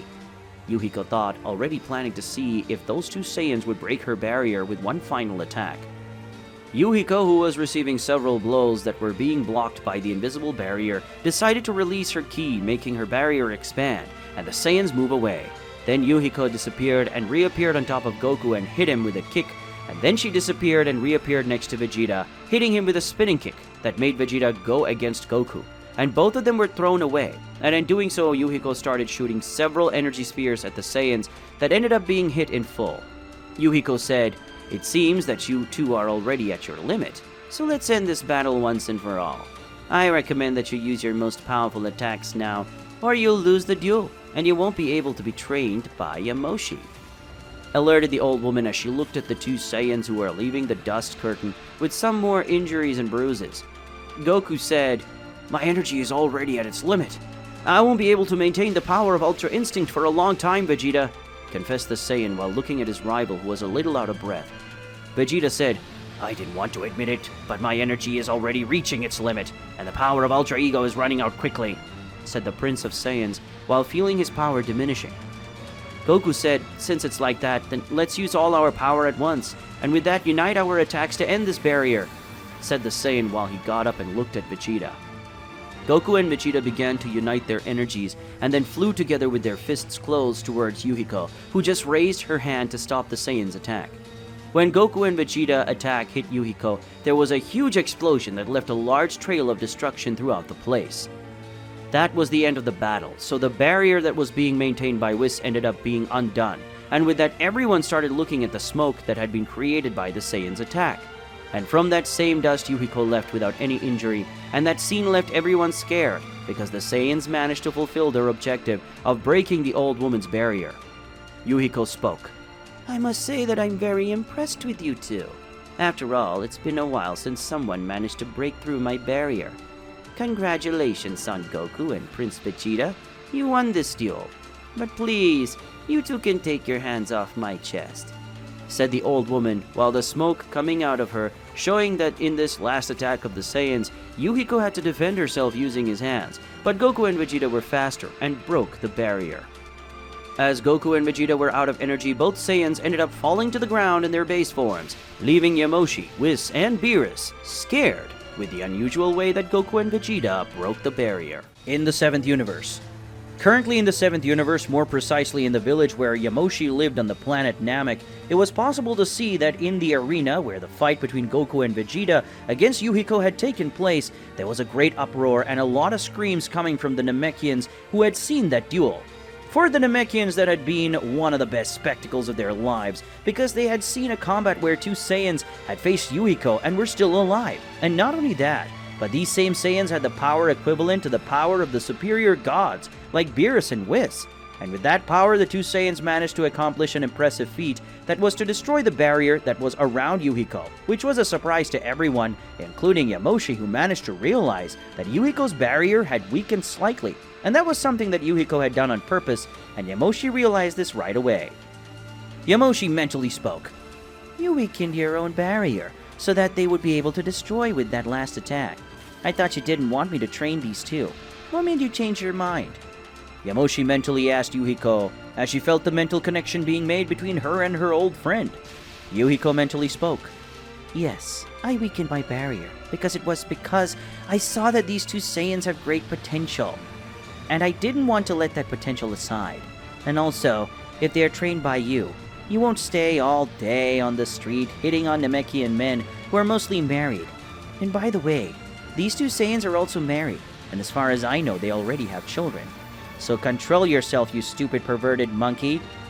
Yuhiko spoke mentally with the Saiyan ancestor, who ended up bringing one of her hands to her head because of shame. Yamoshi mentally spoke. "You know me better than I thought you would, but don't blame me for trying to have a real boyfriend or husband. And they're both Saiyans, and even though I still have feelings for my old crush, I want to live my life, so I'll keep trying to find someone for myself. And if any of those two want to leave their wives to be with me, nobody can blame me. After all, I'm a very beautiful and strong woman, just like a Saiyan should be." Yamoshi mentally spoke to her friend, who ended up sighing, which made the ancestor of the Saiyans give a light laugh. After ending his mental conversation with Yuhiko, Yamoshi began to float, and went to the arena, and in doing so she approached Goku and Vegeta. And when Yamoshi approached the two Saiyans, she took 2 seeds of the gods that were in a bag of leather that was tied around his waist, then put the seeds of the gods in the mouth of each of the Saiyans, who when they felt the seeds of the gods in their mouths, began to chew the seeds, and after swallowing the seeds, the Saiyans had recovered completely. Vegeta said, "These seeds of the gods seem to be different from those on planet Earth. Their effects are the same. In fact, I would say that these seeds of the gods are more potent than those on planet Earth," said the Prince of Saiyans, getting up with some body ache. But thanks to the power of the seeds of the gods, Vegeta was already completely recovered, and the fatigue that was in his body was gone. Yamoshi said, "Congratulations on having managed to break Yuhiko's barrier, something that until the moment only I had managed to do, so congratulations." Yamoshi spoke before jumping on top of Goku and pulling him into a hug, making the Saiyan's face stay between their chests, something that surprised everyone, except Yuhiko, who just sighed. Goku thought, "Yamoshi's breasts seem to be bigger and softer than Chi-Chi's, but the feeling of having them on my face is not so different." The Saiyan thought when remembering the feeling of having his face between his wife's breasts, and at the same time Goku compared the feeling of being among them. After a few seconds, Yamoshi stopped hugging Goku, making him take his face away from her breasts, and in doing so, Goku showed a slightly confused and even innocent expression in a way. After that accident, Goku and Vegeta, along with the rest of the group, went to Yamoshi's house, where the ancestor of the Saiyans said she would train the two Saiyans, but both needed a combat suit like her. Yamoshi then had an idea and said, "Goku and Vegeta, I need your body measurements," said Saiyan Yamoshi. Yuhiko, who had understood Yamoshi's intention, said, "Goku and Vegeta, you can go to the room where the Namekians will take your measurements," said Yuhiko, looking at the Saiyans, and then at Yamoshi. Yamoshi didn't like her friend's idea and interfered, saying, "I'll do that myself, Yuhiko," Yamoshi said with a smile on her face. Yuhiko knew very well that Yamoshi just wanted to take the Saiyans' measurements so she could touch their bodies. Goku didn't mind having his body touched by Yamoshi, and didn't even feel strange when he was touched. But Vegeta, on the other hand, didn't like being touched by his ancestor. Vegeta loved Bulma and wouldn't betray her under any circumstances, and Yamoshi took full advantage of that situation to be able to touch the body of the two Saiyans, until Yuhiko ended up getting in the middle, taking the Saiyan from that place. And then Yuhiko took the body measurements of the Saiyans, but this time it was in a professional way. After several minutes, it was possible to see Goku and Vegeta wearing new combat suits that the Saiyans normally used, at the same time when Yamoshi lived in the planet of the Saiyans. Goku had a white model, and Vegeta had a dark purple model, which in Yamoshi's opinion would match the ultimate technique they used when they were fighting Yuhiko. Goku said, "Aren't those clothes too tight? I can feel that this outfit is very tight on my body, and it could end up hindering my movements when I fight," asked the Saiyan while looking at his costume, and saw that it was super tight on his body. Yamoshi said, "Quite the contrary, my dear Saiyan. These clothes will help you a lot when training, and they are excellent for long training, where you will sweat a lot. And the more you sweat and wet your clothes, with sweat the heavier these clothes will become, which will make training for both of you even more difficult." Yamoshi spoke with a smile on her face, and at the same time with a more serious look. In reality, she had made those clothes for another reason. Yuhiko thought, "Did Yamoshi create those clothes to be useful in her training with the Saiyans? It looks like she even thought about it. Yamoshi made these clothes with the aim of looking at the Saiyans' bodies, and because it's too tight, you can even see the curves of their muscles. And surely Yamoshi did it on purpose." Yuhiko thought as she looked at his childhood friend that even though she didn't show it, she was happy to see that the Saiyans were wearing those costumes that could be considered revealing enough. Yamoshi thought, "I'm going to love training these two Saiyans, especially the one called Son Goku, who seems to be the most innocent. He'll be the easiest to fall for my charms," Yamoshi thought as she looked at Goku and Vegeta, who were warming up in their new training clothes. Yamoshi said, "Now that you two are properly dressed to be trained by me, let's start our training. We'll train in the weather room of the village, where the weather and the gravity inside is greater than out here, and the climate of the thermal sensation can vary suddenly, so you can suffer from extreme cold 1 second, and the next you'll be dying of heat. I guarantee it is very different, and much more difficult than the room of time on the planet where you live." Yamoshi spoke as she warned the two Saiyans about where they would train, which in this case would be the room of time, but that this room was different from the one the two Saiyans knew. Vegeta spoke, "So what are we waiting for to start training? The sooner we start our training, the faster Kakarot and I will be able to return to planet Earth and go after Frieza to put an end to that damn thing once and for all.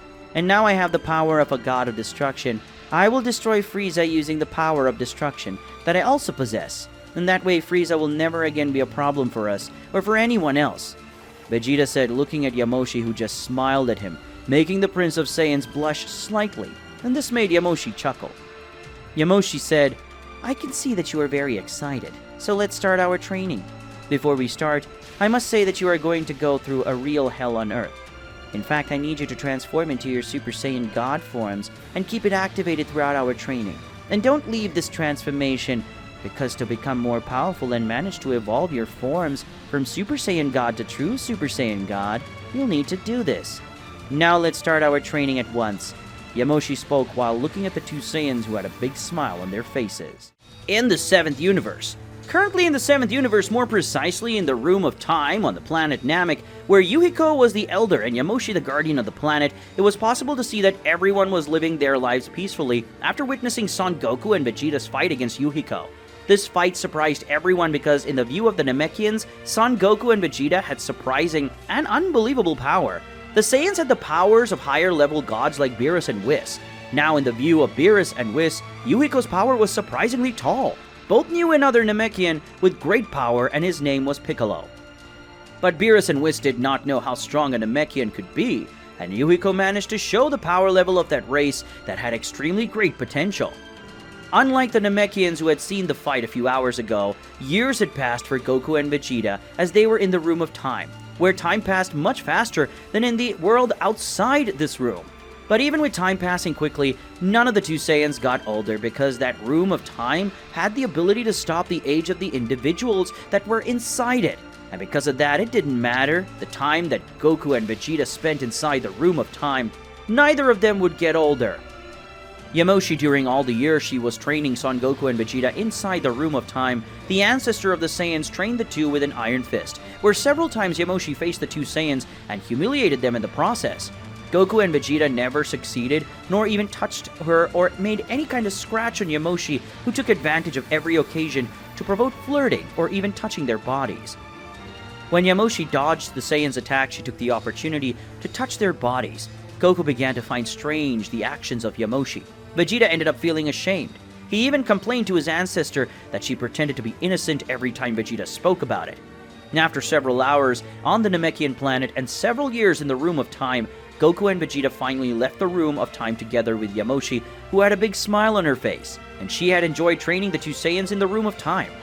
Yamoshi took as much time as possible to harass the two Saiyans. Most of the time, Goku didn't say anything. When he asked why Yamoshi was doing that, she made up some excuse about being part of the training, and that excuse always worked with Goku. Already with Vegeta, every time Yamoshi was going to attack him, the Prince of Saiyans managed to escape. Yuhiko said, "How was the beginning of the training of these two Saiyans to be able to awaken the power of the perfect Super Saiyan God?" asked the village elder as she looked at Yamoshi, and upon hearing that, Goku and Vegeta widened their eyes and looked at the elder. Goku and Vegeta spoke. "Start of training?" asked both Saiyans, surprised, as at the same time they were scared with the training. After all, if what Goku and Vegeta went through was just the beginning, they didn't even want to know what the rest would be like. Yamoshi said, "It's obvious that what you went through was just the beginning. Did you think that the training you did was the training I did to master the power of Super Saiyan God, and thereby achieve the power of perfect Super Saiyan God? Because if you think so, then you two are sorely mistaken." Yamoshi spoke in an amused tone, as she looked at Goku and Vegeta's disbelieving faces. Goku thought, if this was just the beginning, then the rest of the training will be much more difficult, and even though I enjoy training and fighting, this Yamoshi training will definitely end up killing me, or leaving me very injured, thought the Saiyan, feeling a shiver up his spine when he saw that Yamoshi was looking at him. Beerus said, "It seems that the training had an effect, because I could feel the increase in power of Goku and Vegeta from afar. And I must say that you two must be much stronger now," said the God of Destruction, who arrived, flying to the next place from Whis, who had his usual discreet smile. Whis said, "The bodies of Mr. Goku and Mr. Vegeta did not get to age, but the hair and beard of the two grew. And not only that, but Vegeta and Goku's training suit is destroyed due to constant training," said the angel when noticing the appearance and state of Goku and Vegeta. Even though Goku and Vegeta had not gotten older, their hair, beard, and mustache ended up growing, and Goku, noticing that, started smoothing his own beard. And not only that, but both Saiyans' training suits were well destroyed, almost revealing their entire body. The main parts were still covered, to Yamoshi's misfortune. Yuiko thought, "That perverted Yamoshi doesn't change ever. It seems that no matter how many centuries Yamoshi lives, she will never change this way of being. In reality, I don't even want Yamoshi to change. I prefer that she keep this perverted personality of hers, because this personality of Yamoshi is much better than the old personality she had. Before being betrayed, Yamoshi was a brutal and merciless Saiyan. And after she discovered the betrayal, Yamoshi was depressed, sad, and guilty for the deaths caused by the man she loved so much in the past. I didn't know any of those personalities, but from what my father said, Yamoshi wasn't very nice at the time," the old woman thought while looking at her childhood friend. The old woman ended up smiling even though she didn't like the way Yamoshi acted. Yuhiko liked having Yamoshi as a best friend. Beerus said, "I think you didn't leave the room of time just to fix your clothes, cut your hair, trim your beard, mustache, and eat, did you? I think you must have achieved something in the time you've been training," asked the God of Destruction, already knowing that Goku and Vegeta must have achieved something besides the increase in power. Yamoshi said, "Since the God of Destruction wants to see the progress of you two, then you can transform into the first stage of the perfect Super Saiyan God," said the Saiyan ancestor while looking at Goku and Vegeta, who looked at each other before doing what Yamoshi had asked. Upon receiving permission from Yamoshi, Goku and Vegeta moved away from each other, and then the two Saiyans returned to their base forms. They took a deep breath and concentrated. After a few seconds, Goku and Vegeta transformed back into their Super Saiyan God forms, and with that their energy began to increase rapidly. And with the rise in power of both Saiyans, bolts made of flames began to appear around them. And suddenly, flames came out of Goku and Vegeta's eyes, and their hair remained red, but with some strands in a more orange tone similar to fire. Whis said, "Wow, the power of Mr. Goku and Mr. Vegeta in this form surpasses even the power of Mr. Goku using Super Saiyan Blue with Kaioken. And Master Vegeta using Super Saiyan Blue Revolution," said the angel, surprised to see that new form that Goku and Vegeta were using. This form was much superior to the old power of the Super Saiyan God. Beerus spoke. "Just by looking at it, you can see that this transformation is much more powerful than that of the other Super Saiyan God transformation. But isn't this still the perfect form of the last stage of the Super Saiyan God transformation?" asked the God of Destruction while looking at the two Saiyans. Then Beerus looked at Yamoshi. Yamoshi said, "No, This one is just the first stage of the perfect Super Saiyan God form. In total, there are 4 stages before reaching the true Super Saiyan God transformation, and this one is just the first stage, so you can expect to see the true power of the perfect Super Saiyan God. Yamoshi spoke slightly proud of the transformation she mastered, and that she was now teaching the 2 Saiyans to master as well. Vegeta said, "This new stage of the Super Saiyan God is really powerful, but I still can't feel Yamoshi's divine power, and that's something very strange," said the Prince of Saiyans while looking at the ancestor of his race. Goku said, "True. So far I haven't been able to feel Yamoshi's power either. I thought it was because Vegeta and I weren't in our God forms, but even transformed into Super Saiyan God, we both still couldn't feel Yamoshi's power. Why can't we feel its power when we're already in our divine forms?" asked the Saiyan while looking at Yamoshi that she thought a little before answering.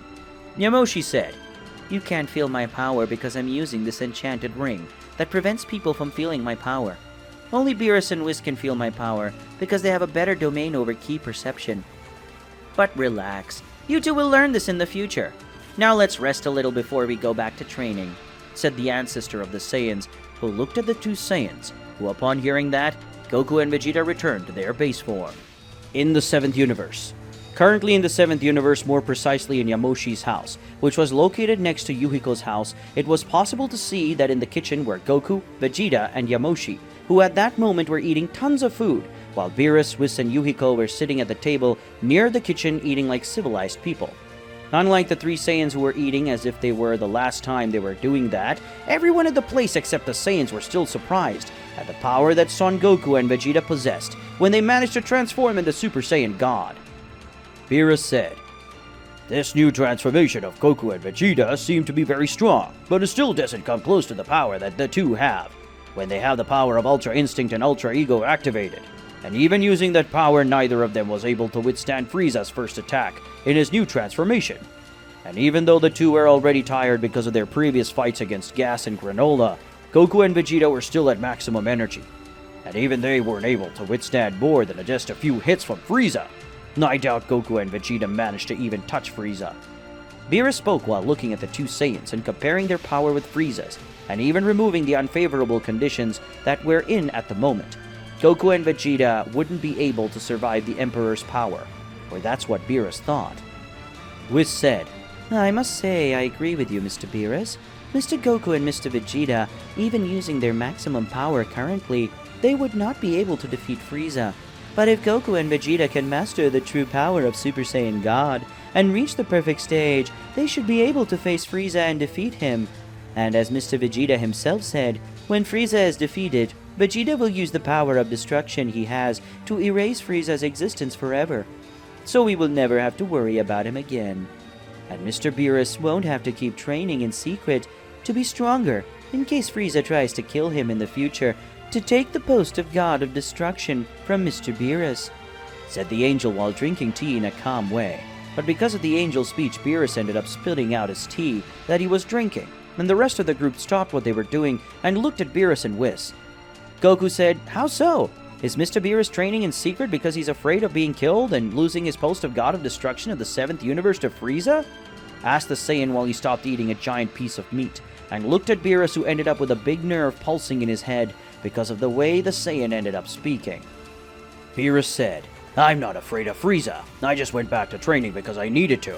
And I know that damn Frieza wants my God of Destruction post, and I know he'll do anything to get it. But the main reason I went back to training is because the other Gods of Destruction are training to get stronger to be able to face the possible threats that could leave the universe in chaos. Because somehow some beings from an alternate dimension managed to come to our dimension, and they are starting to cause chaos in the universes. And as far as we know, there is at least one of these beings in each universe, including ours. But Whis and I still haven't found that being," said the God of Destruction of the 7th universe, irritated by the way Goku had spoken. But what caught everyone's attention was the fact that there are other dimensions and beings coming from them and creating chaos in all 12 universes of their dimension. Vegeta thought, "That worm Frieza really wants to take Beerus' post as the God of Destruction. But that post as the future God of Destruction of the 7th universe is mine," thought the Prince of the Saiyans angrily, because someone like Frieza wanted to take the post of future God of Destruction that already belonged to him, since the moment Vegeta was trained by Beerus to get the power of destruction. Vegeta said, "If Frieza's insect wasn't enough causing problems, now there are beings coming from other dimensions to our dimension to search and destroy us. Do you not know who the individual who came to our dimension is? Do you even know how many beings came to the 7th universe?" asked the Prince of Saiyan, looking at Whis and Beerus, who thought for a few seconds. Whis said, "From what I felt during the last few days, I know there must be at least 5 individuals from another dimension who are here in the 7th universe. But at some time, one of them ended up being killed by someone who must live near this planet, or he lives here on Namek," said the angel before looking at Yuhiko, who looked at Yamoshi. Yamoshi said, "If you're talking about a boy with the face of a lion who had a very strange energy, then I was responsible for killing him. And I say that boy was really annoying to face. In reality, I didn't kill him. I just made the boy very wounded, and Yuhiko used one of her techniques to seal that boy in a crystal. Then I destroyed the crystal with him inside. So I could say that the lion-faced boy is really dead or not, doesn't matter to me," Yamoshi said before going back to eating a big piece of steak from some animal that had green meat.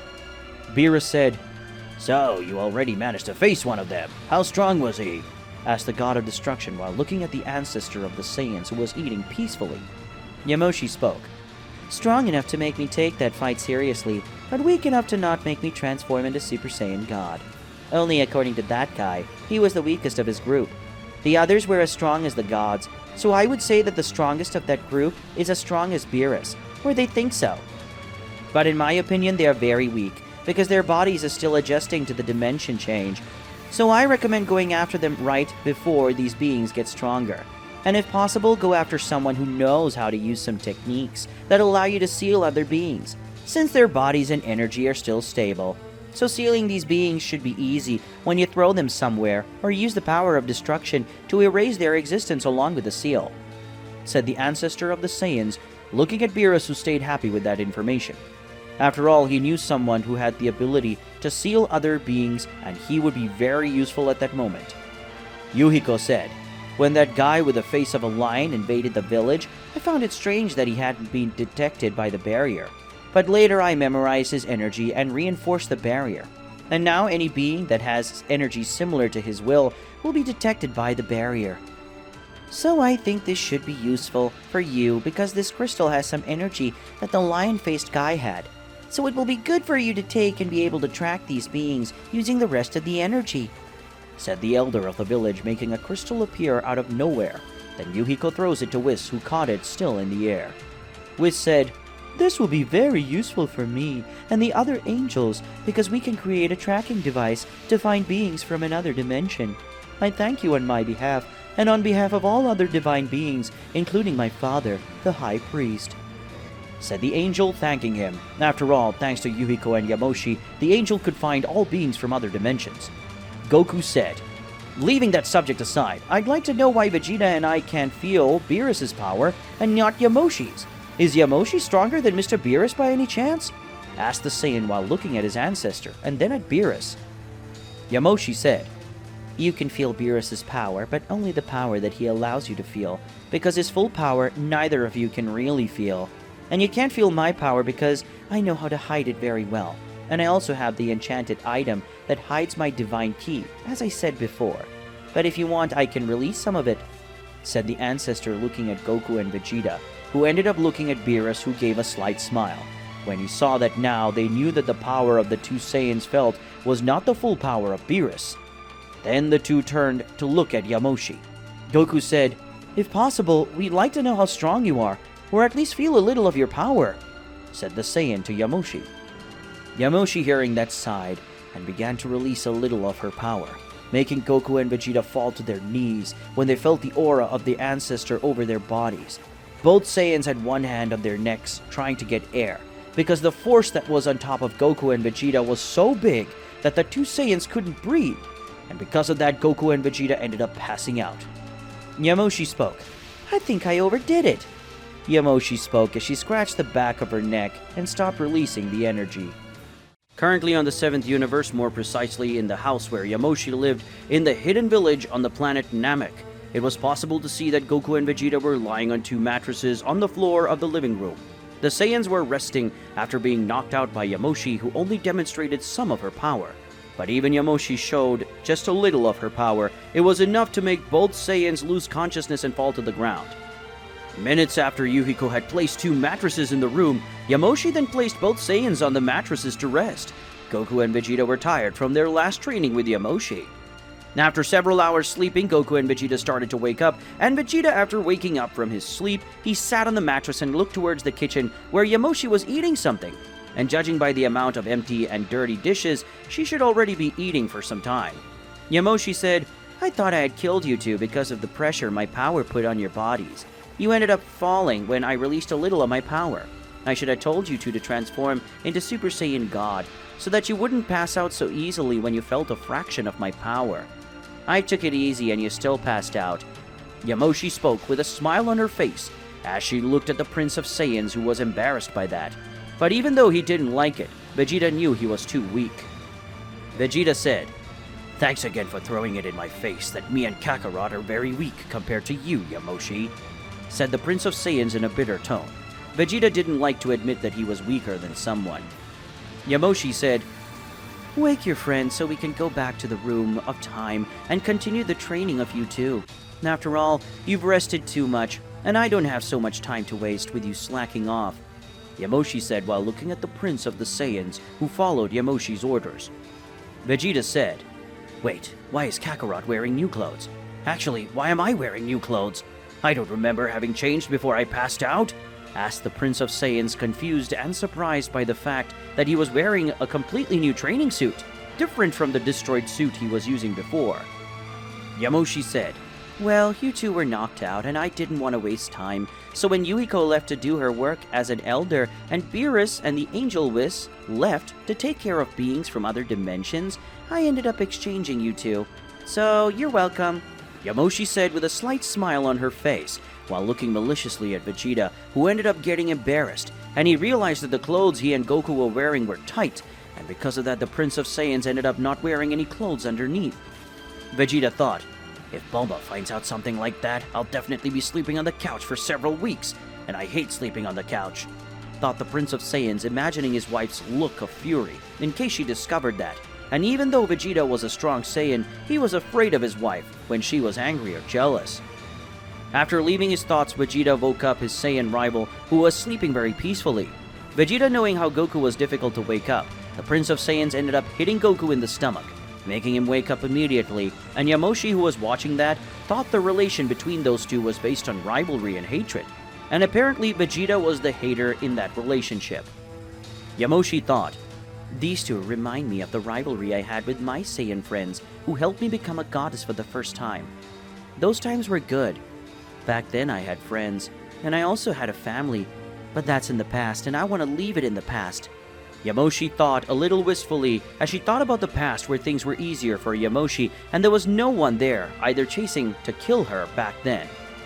Yamoshi said, "Now that you're awake, it's time to go train. But this time you two will fight against some of the elite soldiers of this village.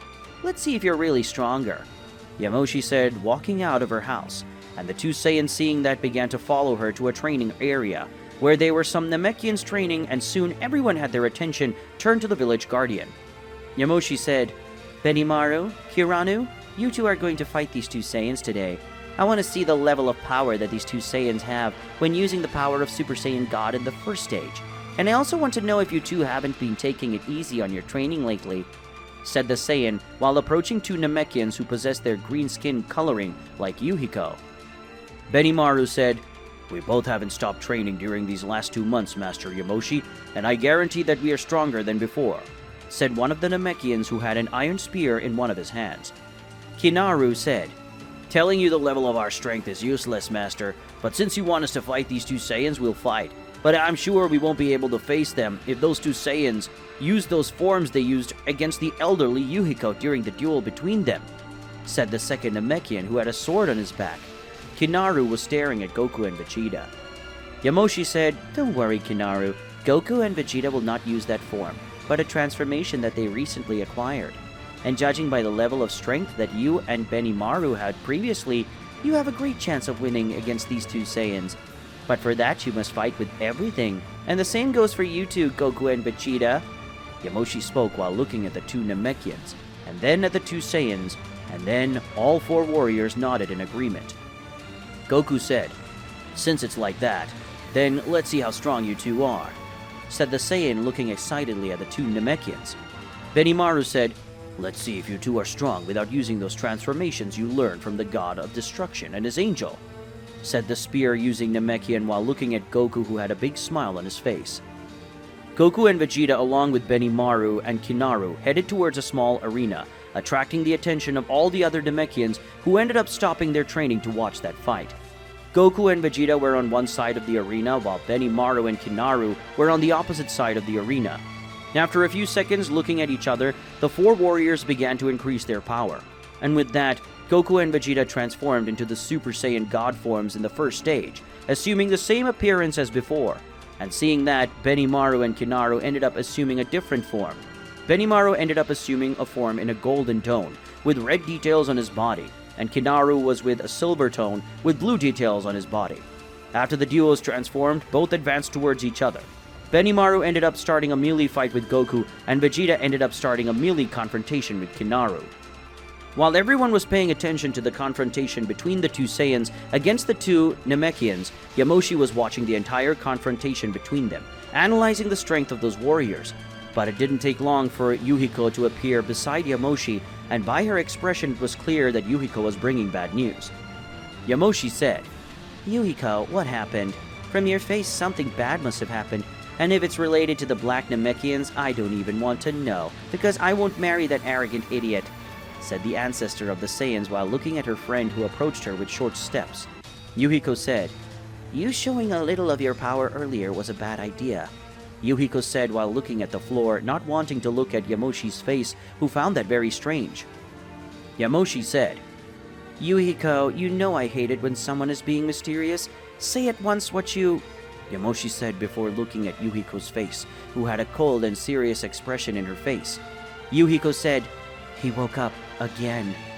Yuhiko said just with the sentence. Yamoshi's eyes widened because she knew very well who Yuhiko was talking about. Somewhere in the 7th universe.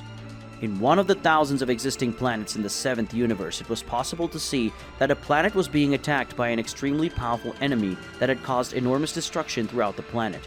At that moment, the being responsible for all that was sitting on a pile of rubble of a city he had destroyed. The mysterious being spoke. "It seems you are not on this planet, my dear sweet Yamoshi.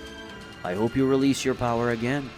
After all, I miss seeing my dear and beloved wife that I haven't seen for a while," spoke the mysterious being with a psychotic smile on his face, while his tail swung on one side to the other, showing that he was a Saiyan. In the 7th universe. Currently in the 7th universe, more precisely in the training arena of the village where Yamoshi lived, Goku and Vegeta transformed into Super Saiyan God first stage. At that moment, they were facing two Namekians called Benimaru and Kinaru, who were also transformed. Goku and Vegeta felt the divine energy that was being emanated from the body of those two Namekians who possessed the power of the deity. Benimaru and Kinaru possessed a divine energy similar to Yuhiko's, but it was very weak considering their power level.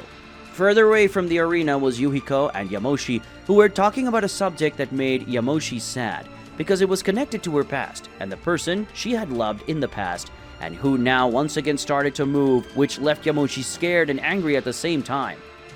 Yamoshi said, Why did that damn thing start moving again so suddenly? That guy shouldn't go back to destroying everything in his path for no reason. Why did he go back to doing that? Said the ancestor of the Saiyans while clenching her fists, irritated. Yamoshi had to remain calm enough not to let her power be released, because the energy released from a Saiyan who is angry is higher than normal.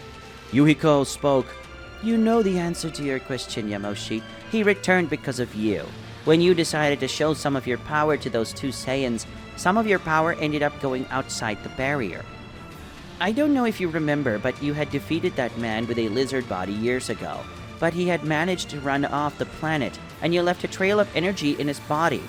And when you decided to release your power by sheer will, you must have made the energy that was in that guy's body awaken like a small flame. That was enough for that monster to feel her power, and go to that planet, and like all the other planets, he ended up destroying everything, and everyone he saw on that planet.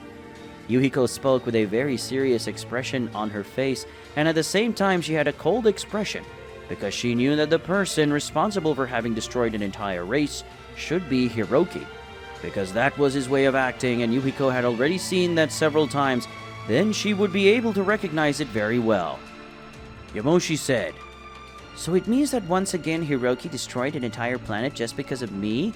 How many more times will this happen again? How many planets and people will be destroyed because of his blind desire for revenge? How many more families will cry because of my lack of courage to eliminate Hiroki in the past? Yamoshi spoke in a sad tone. She was irritated for being weak enough to not be able to finish off Hiroki when it was possible in the past.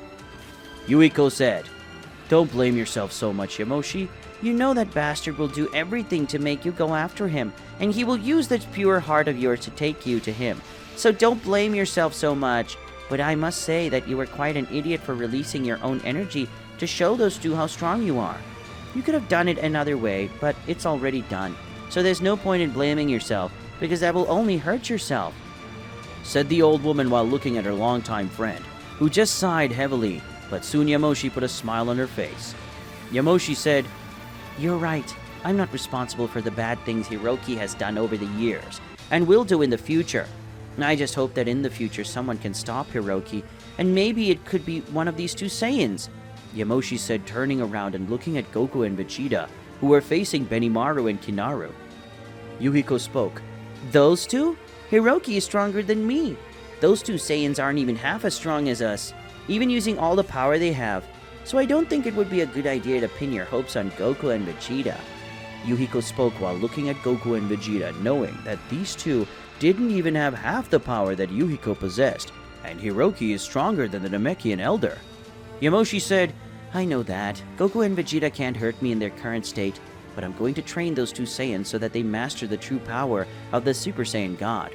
And after Goku and Vegeta finish off that Frieza guy, I'm going to make them both kill Hiroki. I train the two Saiyans without asking anything in return. When they complete their objective, I will offer them the chance to be even more powerful. But in exchange, Goku and Vegeta will have to eliminate Hiroki, and they will do that for sure. After all, they are Saiyans, and we Saiyans like to fight and get stronger. And I'm sure Vegeta and Goku will want to get stronger, said the Saiyan ancestor while looking at Goku and Vegeta with a slight smile on her face. Yamoshi remembered her past when she attended the Academy on the Saiyan planet. Yuhiko spoke. So you're already planning how you're going to put an end to this once and for all? Well, if you really do that, you will be putting an end to what haunts you about your past. I think it will work after all. You Saiyans managed to evolve quickly, and even if Goku and Vegeta do not have enough power to defeat Hiroki alone, they will be able to defeat them together using the two Saiyans called fusion, I think. That's the name of the technique that the angel Whis told me about. Yuhiko spoke while bringing up one of her hands to her chin in a thoughtful way, because she didn't exactly know what it was called, the name of Goku and Vegeta's ultimate technique. Yamoshi said, That's true. If they had used that fusion, they could have even broken your barrier without you having weakened it. But Hiroki doesn't know that technique, so if they face each other, Goku and Vegeta could end up winning against Hiroki. And with that, the same end, Vegeta would give Frieza. He would give to Hiroki. Yamoshi spoke with a more excited tone, because she would be able to train those two to finally end one of the biggest mistakes of Yamoshi's past. Yuhiko said, Well, have you thought about what you're going to do after Hiroki is eliminated? Because I know that you still hadn't gotten married or even dated for fear of Hiroki finding out and going after the person you like. But if he's eliminated, that won't have any chance of happening, Yuhiko asked while looking at her friend, who ended up bringing both her hands to the top of her head. Yamoshi said, I don't know yet, but I know that after Hiroki stopped being a burden on my life, I'm going to start living it for real. Maybe I'll try to find someone to form a new life with. Maybe I'll continue to live as free as I currently do, or I'll do something else. Now, until today, I never really thought about what I would do if I wasn't afraid of what Hiroki might do anymore. But when time comes, I'll figure out how to move on with my life, Yamoshi said while looking at the sky, and Yuhiko, seeing that, just sighed. Yuhiko thought, As usual, you can't see a future with anyone or any family in your future. But after Hiroki disappears, maybe you'll be able to live your life the way you really want to, and the way you really deserve. I just hope the future is kind to you, old friend, thought the old woman while looking at the sky with Yamoshi. Yuhiko and Yamoshi looked at the sky calmly. None of them noticed the direction of Goku and Vegeta's confrontation with Benimaru and Kinaru. But soon a big explosion happened, and with that Goku and Vegeta ended up being thrown in the direction of Yuhiko and Yamoshi, who only realized what was happening when both Saiyans fell on their bodies. When the women were able to realize what was happening, they saw that Goku had fallen over Yamoshi's body, with his face in the middle of the chest of the Saiyan ancestor, and Vegeta had fallen between Yuhiko's legs, who upon realizing this ended up feeling ashamed, and Yamoshi just smirked. Yamoshi spoke, "You guys got bolder all of a sudden." Yamoshi spoke provocatively, while Yuhiko was embarrassed. Yuhiko said, "I'm going to kill you two perverted monkeys." Yuhiko said irritably as she got up quickly and at the same time released her aura, making Goku and Vegeta run away in fear of being beaten by the old woman, who started running after them. In the 7th universe. Currently in the 7th universe, more precisely on the planet that had been devastated by a Saiyan who destroyed the planet because he wanted to, it was possible to see the Saiyan was still present on the destroyed planet. The Saiyan in question was Hiroki, Yamoshi's ex-husband, who had gone to the planet with just one objective, which was to find his ex-wife and defeat her. But unfortunately for the Saiyan Hiroki, his ex-wife was not on that planet that was inhabited by beings with low fighting power. There were some exceptions among the beings that lived on that planet, but there were so few that it became insignificant to the face of the power that Hiroshi possessed. His corrupted Super Saiyan God form was something so ridiculous that Hiroki never would think of using such power. Hiroki is a powerful and evil Saiyan who had large upturned black hair that reached halfway down his back. Hiroki had gray eyes and a black beard. He wore 2 golden rings on his arms, and also wore a more noble outfit similar to that of the king, because that was how he saw himself before all other beings. Hiroki didn't lower his head even to the god of destruction. Hiroki spoke, "I really thought that today would be the day that I would meet my beloved Yamoshi again. But it looks like it won't be today that I will be able to meet her again. I felt her energy in a scar of one of the warriors of this world. And from that he told me that he was injured by a woman with long white hair, and she didn't have a tail. This shows that my beloved Yamoshi must be alive, and that her Saiyan tail hasn't grown since I cut it off in one of our last encounters." Hiroki spoke while looking at the city that was in ruins with several bodies everywhere, in addition to destroyed buildings and flames all over the city. Hiroki said, "The last attack of mine wasn't enough to kill that insect, and that's good for me. After all, if he faced Yamoshi, he might know where she is, or where she's been at least. And knowing Yamoshi, I know she must have gotten friendship with the people of the planet she lived on for a while. And she'll be very upset and irritated when she learns that all these people were eliminated by me. And if Yamoshi stops acting rational and is moved by anger, she will come after me.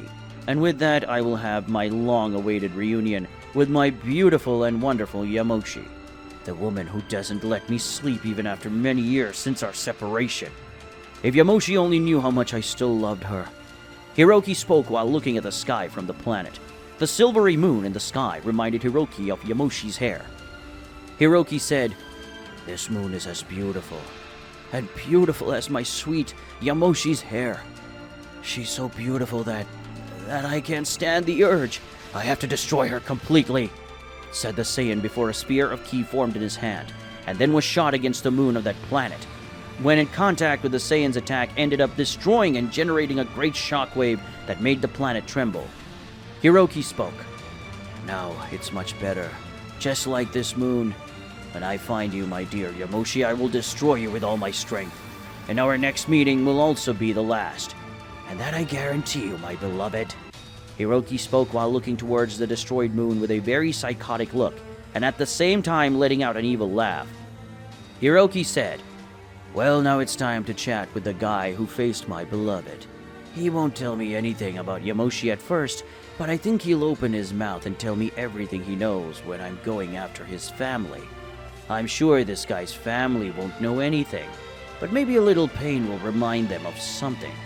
And if no one talks, he'll have to see his family meet the same end as the rest of the planet. Maybe I can have a little fun if he has a wife and a pretty daughter. Well, I don't like to keep anyone waiting, so I'd better go soon," said the Saiyan before sighing and then flying towards the house of the being who faced Yamoshi in the past. and who now would be forced to say anything he knew about her. After all, he would have no choice. Hiroki thought, "The day of our reunion is closer than you think, Yamoshi, and when that happens, you will wish from the bottom of your soul to have eliminated me in the past, when I was still weak. Because now I am much stronger and I will definitely defeat you," thought the Saiyan Hiroki with an insane smile on his face. His eyes suddenly glowed in a bright wine-red tone. Now on planet Namek. Currently on planet Namek, more precisely in the village where Yamoshi lived, it was possible to see Goku and Vegeta sitting on the sand in a lotus posture under the hot sun. So hot that both Saiyans had their training suits extremely wet, with so much sweat.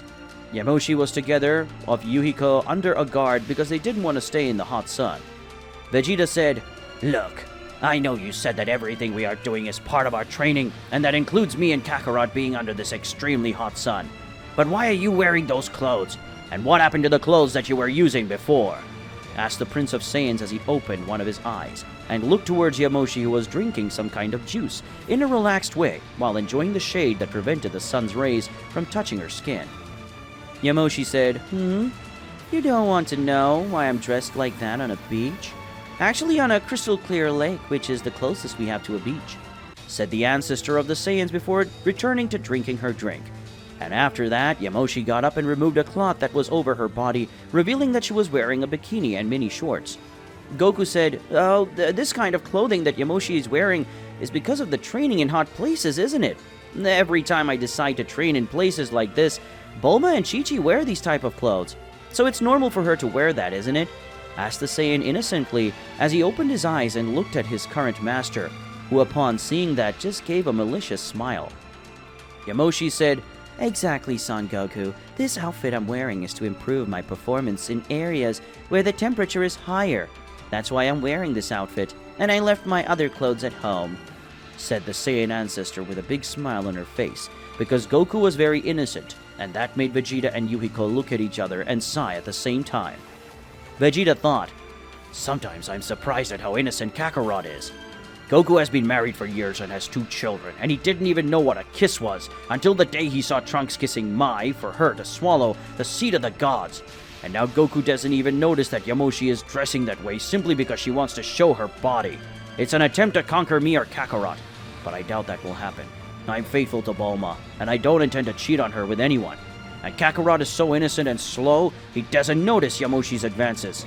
So she certainly won't be able to make Goku fall in love with her. It's a brief and easy way to understand. Even Yamoshi trying her won't be able to make me and Kakarot like her. If it was, in the past, I might even like her. But that would be in the past and not in the present," Vegeta thought as he looked at Yamoshi and saw the shameless advances of the ancestor of the Saiyans. Yuhiko thought, "That's a big lie, Yamoshi. You're not just using the outfit because you want to show your own body to Vegeta and Goku, and that outfit doesn't help at all in combat," said the old woman mentally to Yamoshi, who ended up getting irritated with Yuhiko. The old woman just started laughing at the situation, and it didn't take long for everyone to start laughing, including Yamoshi herself. In the 7th universe. Currently in the 7th universe, more precisely in the time room where Goku and Vegeta were being trained by Yamoshi to be able to use the true power of Super Saiyan God, it was possible to see that Yamoshi was facing Goku. Vegeta watched the fight with some injuries showing that he had already faced the ancestor of the Saiyans, and now Vegeta was just resting. Yamoshi said, "Come on, Goku, show me that you can use the power of the perfect Super Saiyan God," said Yamoshi before hitting a kick on Goku that fell to the ground. Yamoshi then immediately advanced against Goku, who was on the ground. Yamoshi was going to perform a top-down kick, aiming at Goku's abdomen, when she was prevented by Vegeta, who ended up catching her, and Goku's attention. Vegeta said, "What the hell am I seeing? Yamoshi, you need to change your clothes now," said the Prince of the Saiyans with a red tone on his cheeks, while looking at the Saiyan's ancestor, who remained with her few clothes, and that made Vegeta feel ashamed to see Yamoshi fighting with those clothes.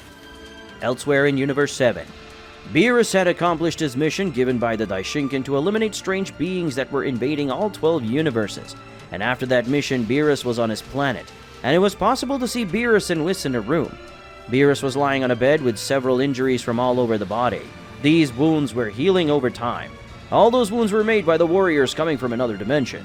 Thanks to the crystal that Yuhiko had given to Beerus and Whis, they could find all the beings coming from another dimension. And with that, Beerus ended up facing everyone. And not only that, but also eliminating all beings from another dimension, using his power of destruction, causing all these beings to have their existence completely erased. And how the attacks that Beerus received had a strange energy that Whis could not heal the god of destruction immediately, and not even the seeds of gods that Whis ended up picking up on the earth were useful at that moment. So Whis and Beerus would have to wait for that energy still present in Beerus's body and to disappear, so that Whis could heal the god of destruction. Beerus was annoyed with that, but he couldn't do anything to speed up his self-healing. Beerus spoke. I can't believe I ended up getting so badly injured because of those otherworldly being attacks. Those bastards were much stronger than I thought, and they all had characteristics of animals similar to those on planet Earth. And the worst thing is that one of them is still alive, because that being somehow managed to use the teleportation technique. And how weak was I that I couldn't go after him? And that being is somehow not being tracked by the interdimensional tracker that Bulma managed to create, said the god of destruction of the 7th universe, irritated by being injured by the enemy he faced still being alive, and by Beerus being so weak and to the point of not being able to go after that being at that moment. Whis said, You should focus on recovering soon to be able to go after that being from the other dimension that has the appearance of a white fox, similar to the god of destruction of the 8th universe, Mr. Liqueur. That warrior that you faced has some powers and different skills, and apparently those blue and white flames of his have the ability to cancel the regeneration of beings that are touched by them. Apart from the fact that these flames are very powerful, said the angel while cutting some fruits and putting them on a tray so that Beerus could eat. Whis was going to eat a few pieces too. Beerus said, Those damn flames that white fox can create are too strong, and they can even block my power of destruction. If it wasn't for his blue flames, I would have defeated him easily. But unfortunately, those flames managed to deactivate my power of destruction.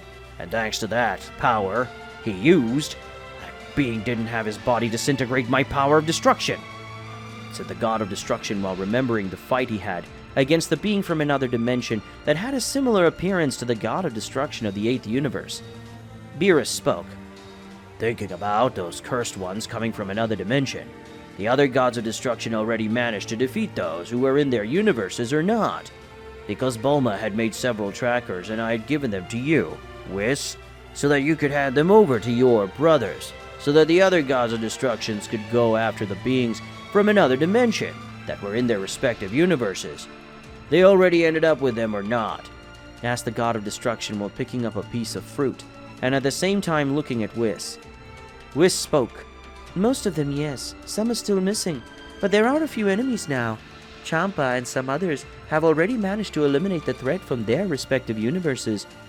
Now, some like Quaitella still haven't managed to defeat all the beings from the other dimension. But apparently all the gods of destruction are trying to eliminate the beings coming from the other dimension. I would say that there is little left for us to finally get rid of this threat.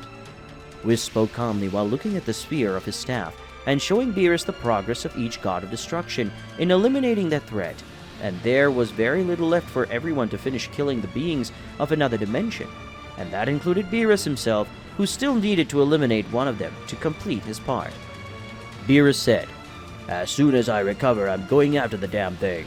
Apparently the tracker is no longer capturing the interdimensional energy coming from that guy. It looks like the energy that was inside him ran out, so I'll have to go after him the old way. But now I know what his energy looks like, so it won't be so difficult to go after him, Beerus said before picking up some pieces of fruit and bringing it to his mouth to eat. Whis said, Mr. Beerus, are you sure you are the way you are just because you let that fox-faced guy get away? Or are you the way you are because of something else? Because I realize that you are a little strange. A few hours ago, it became easier to understand when we found Yamoshi, and she disappeared and reappeared in front of you, Whis said while looking at Beerus, revealing that he had already realized that his god of destruction was strange for a long time. The angel was wanting to know the reason for his strangeness. Beerus spoke. Looks like you figured out quicker than I was expecting. I'm weird that way because now that Yamoshi proved to be alive, I remember the dream of mine where I could face the Super Saiyan God. At that time I thought it was Yamoshi, but everyone thought she was dead, and I ended up settling in face on Goku. who had transformed into Super Saiyan God to face me. And after that, I decided to put that prophetic dream of mine aside.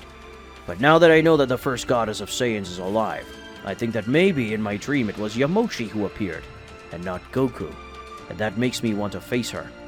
I don't know what will happen now, or if someday Yamoshi will try to defeat me. I know that she proved to be strong enough to do that. Beerus spoke in a serious tone, and cold at the same time, that he remembered his dream a long time ago, where he would face a Saiyan who had the power of a god. Whis spoke. So you're afraid that maybe the prophecy that you would face the Super Saiyan God in combat, where you could end up dying, is true, and that your lifetime in this world is ending? You're afraid that this can happen, isn't it, Mr. Beerus? Asked the angel Whis, looking at the god of destruction, who ended up turning his face to the other side, so that Whis would not look at his face.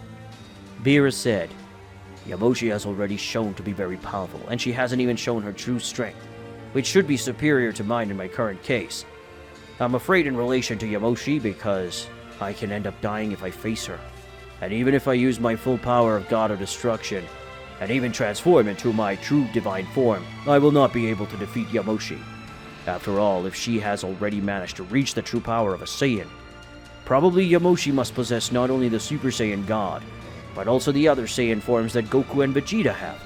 So I don't know if I could defeat Yamoshi, said the God of Destruction, admitting that he was afraid of having to face Yamoshi, and with that discovering her true power, which could defeat the God of Destruction, as the Saiyan ancestor appears to be stronger than Beerus. Whis said, I don't think Yamoshi is going to do something like that. After all, she was in the Namekian village for many years, and never had any interest in leaving to do anything. I would say that Yamoshi will not try to face you, Mr. Beerus, so relax and rest, because you need to recover to be able to go after that fox from another dimension, said the angel before getting up and leaving that place. Whis thought, Really, Yamoshi didn't seem to want to face Mr. Beerus to be the new goddess of destruction. But I can't say the same thing about this Hiroki. From what Yuhiko told us, he is someone ambitious who's focused on Yamoshi. If Hiroki eliminates Yamoshi or changes his objective, Hiroki could try to face and eliminate Mr. Beerus to be the next god of destruction, and with that Hiroki could use me to get to Yamoshi, and I would be obliged to obey his orders. After all, my duty is to obey the orders of the god of destruction of the 7th universe, regardless of who or what the orders of this god of destruction are, thought the angel in a serious way, as he walked through the halls of the temple where Beerus lived, and at the same time, Whis took all his staff and saw the image of Hiroki, who looked towards the sky as if he were staring at Whis, and his smile made the angel believe that Hiroki knew he was being watched.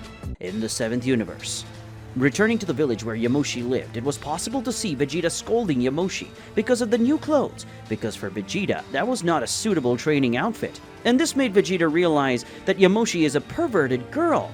After Vegeta remembers that after the explosion of his battle against the Namekians, Benimaru and Kinaru, he and Goku were thrown in the direction of Yuhiko and Yamoshi.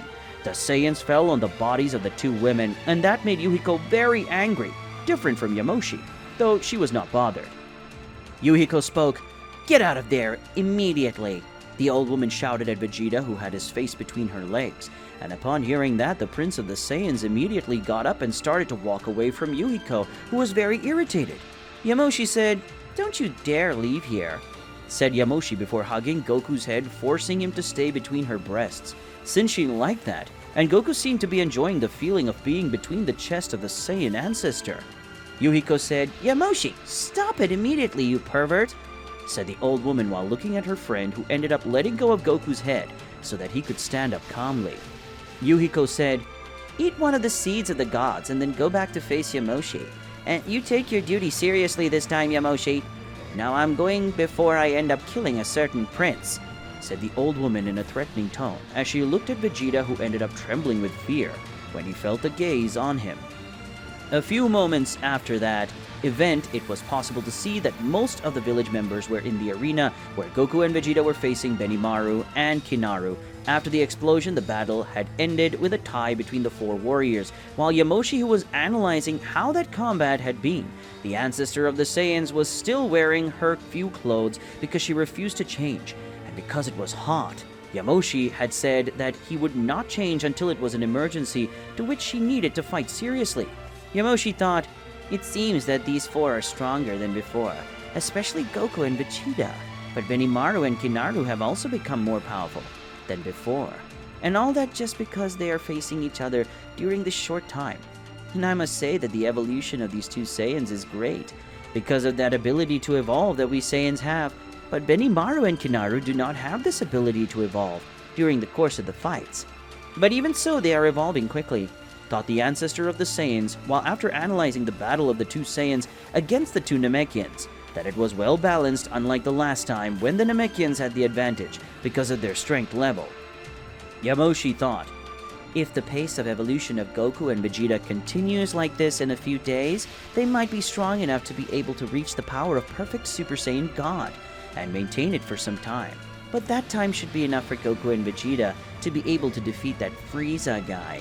And after that, I will ask them to train to be able to beat Hiroki, so that I can finally leave my past behind permanently. And that is what I desire the most right now, thought the ancestor of the Saiyans while looking at the two Saiyans who could be the key to her freedom, something that Yamoshi had been looking for years and still hadn't been able to achieve. Yamoshi thought, it seems that Hiroki ended up destroying the planet where the lizard-looking guy should be, and apparently there are a few more planets that ended up being destroyed recently, and they must all be part of the Galactic Alliance where the Galactic Police are, and as the police want Hiroki eliminated, they must have tried to defeat Hiroki. But as expected, the police ended up being eliminated by Hiroki. After all, that guy is as strong as I am, and I know that alone, I am capable of destroying the entire Galactic Alliance. So it's easy for him too, thought the Saiyan ancestor while closing her eyes and concentrating on feeling all the energy of that universe. After a few minutes, Yamoshi was able to feel Hiroki's energy in that place. Yamoshi knew that Hiroki had eliminated several planets and thousands of beings in the process. This made Yamoshi feel sad because of her ex-husband's actions. Some hours later, Goku and Vegeta went to Yamoshi's house to eat and rest before training again. The Saiyan's ancestor remained with her few clothes, which made Vegeta uncomfortable, but he couldn't do anything to change that. After all, he was weak and had no authority over his ancestor. It didn't take long for Yamoshi to feel a powerful energy arrive on her planet, but she wasn't worried because she already knew who owned that energy. It was Beerus and Whis who had arrived on the planet, and now they were going to her house, and she could tell that just by the energy that came from Beerus. At that moment, Beerus was very excited. Whis, who helped Beerus in his recovery, had never witnessed so much determination from Beerus, and all this had a reason, that was to see Yamoshi after the God of Destruction was recovered from his last mission, given by Daishinken. Beerus was 100%, and it was no longer possible to see any injuries on his body that were caused by beings from another dimension that had the appearance of animals. Yamoshi thought, I wonder what happened to Beerus for him to be emanating this aura of apprehension, and at the same time determined to fight. For Beerus to be emanating that aura, he must want to face me, and I would say that Beerus must be afraid of that prophecy where he should fight the Super Saiyan God, and possibly die in that fight, or it would be the best fight he would have in his life. Well, at least that's what Goku and Vegeta told me when I asked how they got the ability to transform into a Super Saiyan God in the past, thought the ancestor of the Saiyans, while feeling the presence of Beerus approaching her home. Yamoshi was trying to understand the aura Beerus was releasing, something she had learned from Yuhiko, who knew how to read people's emotions by their aura. It didn't take long for Beerus and Whis to arrive at Yamoshi's house, and the moment both divine beings entered the Saiyan ancestor's house, everyone who was in the house felt a presence on their bodies, and when looking at Beerus, all the three Saiyans saw that his aura was overflowing from his body, creating a great pressure on all the beings that were close to him, and his main target was the Saiyans inside Yamoshi's house. The Saiyan's ancestor was very calm and did not seem to be upset about it. Yamoshi said, It seems that someone didn't come to visit Goku and Vegeta with the aim of asking how the training is going, or talking about the beings from another dimension that you defeated thanks to the crystal that Yuhiko gave you. Or they came to say that they ended up letting one of the beings from another dimension escape, and that he needs another crystal to go after him. And also, Yuhiko has a crystal of the same type, so after we finish solving this problem, you can take the crystal and go after the last being from another dimension that is in the 7th universe. said the ancestor of the Saiyans, who was looking at Beerus in a carefree way, even though he already knew the true intention for him to be in the place at that moment. Beerus said, "You apparently know why I'm here, so let's go outside, because I don't want to waste time in destroying this planet. Come soon, because I'm not asking you to come, but ordering, and if you don't obey, I'll have to destroy the planet," said the god of destruction in a serious and authoritative tone, surprising Goku and Vegeta, who didn't understand why he was speaking in such a serious way. Yamoshi said, "It looks like you're not in the mood to talk to anyone, isn't it? Well, since this will be the will of the great god of destruction of the 7th universe, who am I to question it? But it better be careful with your words, because I can even obey your orders, but don't threaten my planet, or I will forget to hold my power. And with that, the whole universe will be destroyed, because of the impact wave that will be generated when two beings with divine powers meet," said the ancestor of the Saiyans while opening her eyes, revealing that they were red, which showed that Yamoshi was talking very seriously at the moment, and that it was clear when seeing the red aura it was coming out of her body. Beerus said, "Let's go," said the god of destruction of the 7th universe, quickly leaving the house and seeing that Yamoshi left his house and began to follow the god of destruction, and in doing so, Whis, Goku, and Vegeta began to follow the duo to see what would happen. But Whis already knew what would happen. It didn't take long for everyone to arrive at the place further away from everyone in the village. When they arrived at the place, they saw Yuhiko sitting on top of a rock and just looking at Beerus and Yamoshi. The old woman understood what was going to happen, so she got up and approached Goku and Vegeta, and while doing that, Yamoshi and Beerus positioned themselves, and when they did that, Yuhiko ended up snapping his fingers, making Yamoshi's clothes change his clothes, taking off the bikini and returning to her classic Saiyan outfit after the energy of Yamoshi and Beerus began to be released, showing that both would start a fight at that moment. In the 7th universe.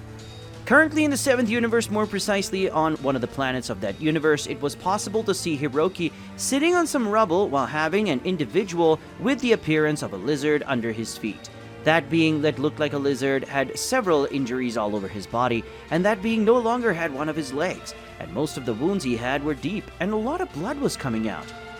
But that being looked like he wasn't going to die because of the loss of blood, since that being had a certain degree of regeneration, and this was possible to be seen thanks to the wounds that were self-healing little by little.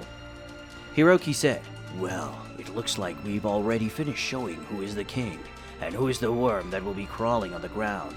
So let's skip the formalities. Just tell me where you found a woman with long white hair, who must have humiliated you in a very easy way. So where is my dear Yamoshi?" said the Saiyan while looking at the lizard-like being that was on the ground trying to regain his strength. Nenik spoke. "I'm Nenik, one of the warriors of an ancient lineage of lizard men, and we are descendants of the great dragons. And because of that, I'd rather die than reveal information about a formidable warrior who defeated me in the past. I know you don't have good intentions with that warrior, but I already say that I will never give you information about her." Nenik spoke using the forces he still possessed, showing that even being treated like a worm by Hiroki, he wasn't going to reveal anything about Yamoshi. That was good for Hiroki because Nenik had just revealed that he knew Yamoshi and really faced her in the past, which made the Saiyan smile. Hiroki thought, so, Nenik really knew Yamoshi and faced her in the past. That means that Yamoshi is still alive and somehow managed to hide her own existence all these years. But now I'm very close to knowing the truth, and nothing will stop me from being able to find my beloved Yamoshi, let alone this stupid worm.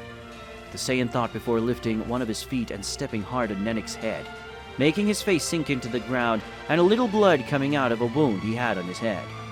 Hiroki said, "Look, I'll give you two options.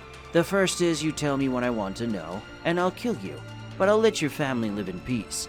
The second option, I'll kill you and make your family slaves, and for all I know there's a planet that sees its people as a delicacy, and they would pay a huge fortune for good ingredients. So which one do you choose? Do you want me to eliminate you and leave your family alone? Or do you want me to eliminate you and sell your family like dog food?" asked the Saiyan with a big evil smile on his face, as he continued to step on Nenik's head without caring if he was feeling pain or not. Nenik didn't know what he should do. He didn't know if he should put his honor and pride above his family or not, because for the members of his race, pride and honor was everything, and losing her was like losing your own soul, or living a lifetime of sadness, something that no member of his race liked, and a race of lizards would even rather lose their lives than have to live a life without honor. So that dilemma was something difficult for Nenik. After a few minutes of thinking, he managed to make his own decision. Hiroki said, "Have you decided what you're going to choose? Because I don't have all day. I have to go after my ex-wife, so answer soon," Hiroki said while removing his foot from Nenik's head so that he could speak. The Saiyan waited for Nenik to say what he wanted to hear, otherwise Hiroki would have to finish off Nenik right then and there. Nenik said, When I fought this warrior named Yamoshi, I was on a blue and red planet located in the extreme south of the universe. When I faced Yamoshi, she was helping some people from that planet. And if I remember correctly, Yamoshi was with a group of refugees from a planet destroyed by a being called Frieza. And his army that had destroyed a planet, she was helping people to take refuge. But I don't know if Yamoshi is on that planet yet or not. But there was a last place I saw the powerful warrior. And maybe there you can find out where Yamoshi is currently. Nenik spoke in a low tone, but audible enough so that the Saiyan would be able to hear his words. Hiroki ended up smiling at that information. Hiroki thought, "A blue and red planet in the far south of the universe. I know where it is, so I don't need that disgusting worm anymore." The Saiyan thought as he got up and then started to float away from that planet. Nenik said, Hiroki said he would kill me and spare my family, but apparently he sees me as an insignificant insect that doesn't even deserve to be killed by his hands. At least my family and I are safe. Well, I have to get my family off this planet as quickly as possible, and take them as far away from this monster as possible before he changes his mind and comes back. Nenik spoke as he got up, little by little, and when Nenik managed to get up, he started to walk until he arrived in a room where his wife and son were. When they saw Nenik, they ran to him, hugged him, because they were worried and afraid. Nenik said, "We have to go before Hiroki comes back, because I think he forgot about us. But it won't take long for him to remember, and if that happens, we will have lost our lives," Nenik said while looking at his family, who agreed with Nenik's words, and soon they all left the house with everything they could take and went to Nenik's spaceship. On the moment the family entered the spacecraft, they ended up seeing a huge reddish glow, similar to the sun of the solar system. And when they looked out of the spacecraft, Nenik and his family saw a gigantic sphere of energy coming from the planet's orbit. This sphere was so large that it would be able to cover the entire planet. Nenik said, "It looks like that monster has forgotten his promise. I see he has no intention of fulfilling part of his plan. But what we can expect from a monster without honor like Hiroki," Nenik said while looking at the sphere of energy coming towards him. Hiroki said, "Did Nenik and his family really think they were going to make me waste so much time and then leave without any kind of punishment? As if I'm too pious to allow Nenik and his family to leave without any divine punishment." Hiroki spoke with a big evil smile on his face, and he saw his ki attack go towards the planet. And when the attack collided, a big explosion happened, completely destroying the planet and all the living beings that inhabited it. Hiroki said, "Well, now I already know where Yamoshi could possibly be. But I doubt she's there yet, since she's smart enough not to stay in very busy places, like that planet that is a center of mercenary and refugees. But I don't care. After all, this is the best tip I've had in many years." Hiroki spoke excitedly while thinking about his reunion with his ex-wife, who should already know that Hiroki was back. While Hiroki thought about his future reunion with his ex-wife and watched the wreckage of the planet, a being appeared behind him. That being had a humanoid appearance and characteristics of a white fox, with some red details spread over his body, and with the arrival, the white fox, Hiroki snapped out of his thoughts to greet his visitor. Hiroki spoke. "Looks like you managed to recover already. Well, apparently the recovery of you beings from another dimension is better than the natural recovery that our world has. So now that you're recovered, what do you plan to do, Caillou?" asked the Saiyan as he turned around and looked at the humanoid fox, who was sitting on his own fox tails. Caillou said, "I'll recover first, and then I'll go after the god of destruction that left me in this state. But until then, I'll follow you, because if I go with you, I can find something fun to do. And I'm sure that somehow that god of destruction is linked to this Yamoshi person, as he mentioned the name while fighting me.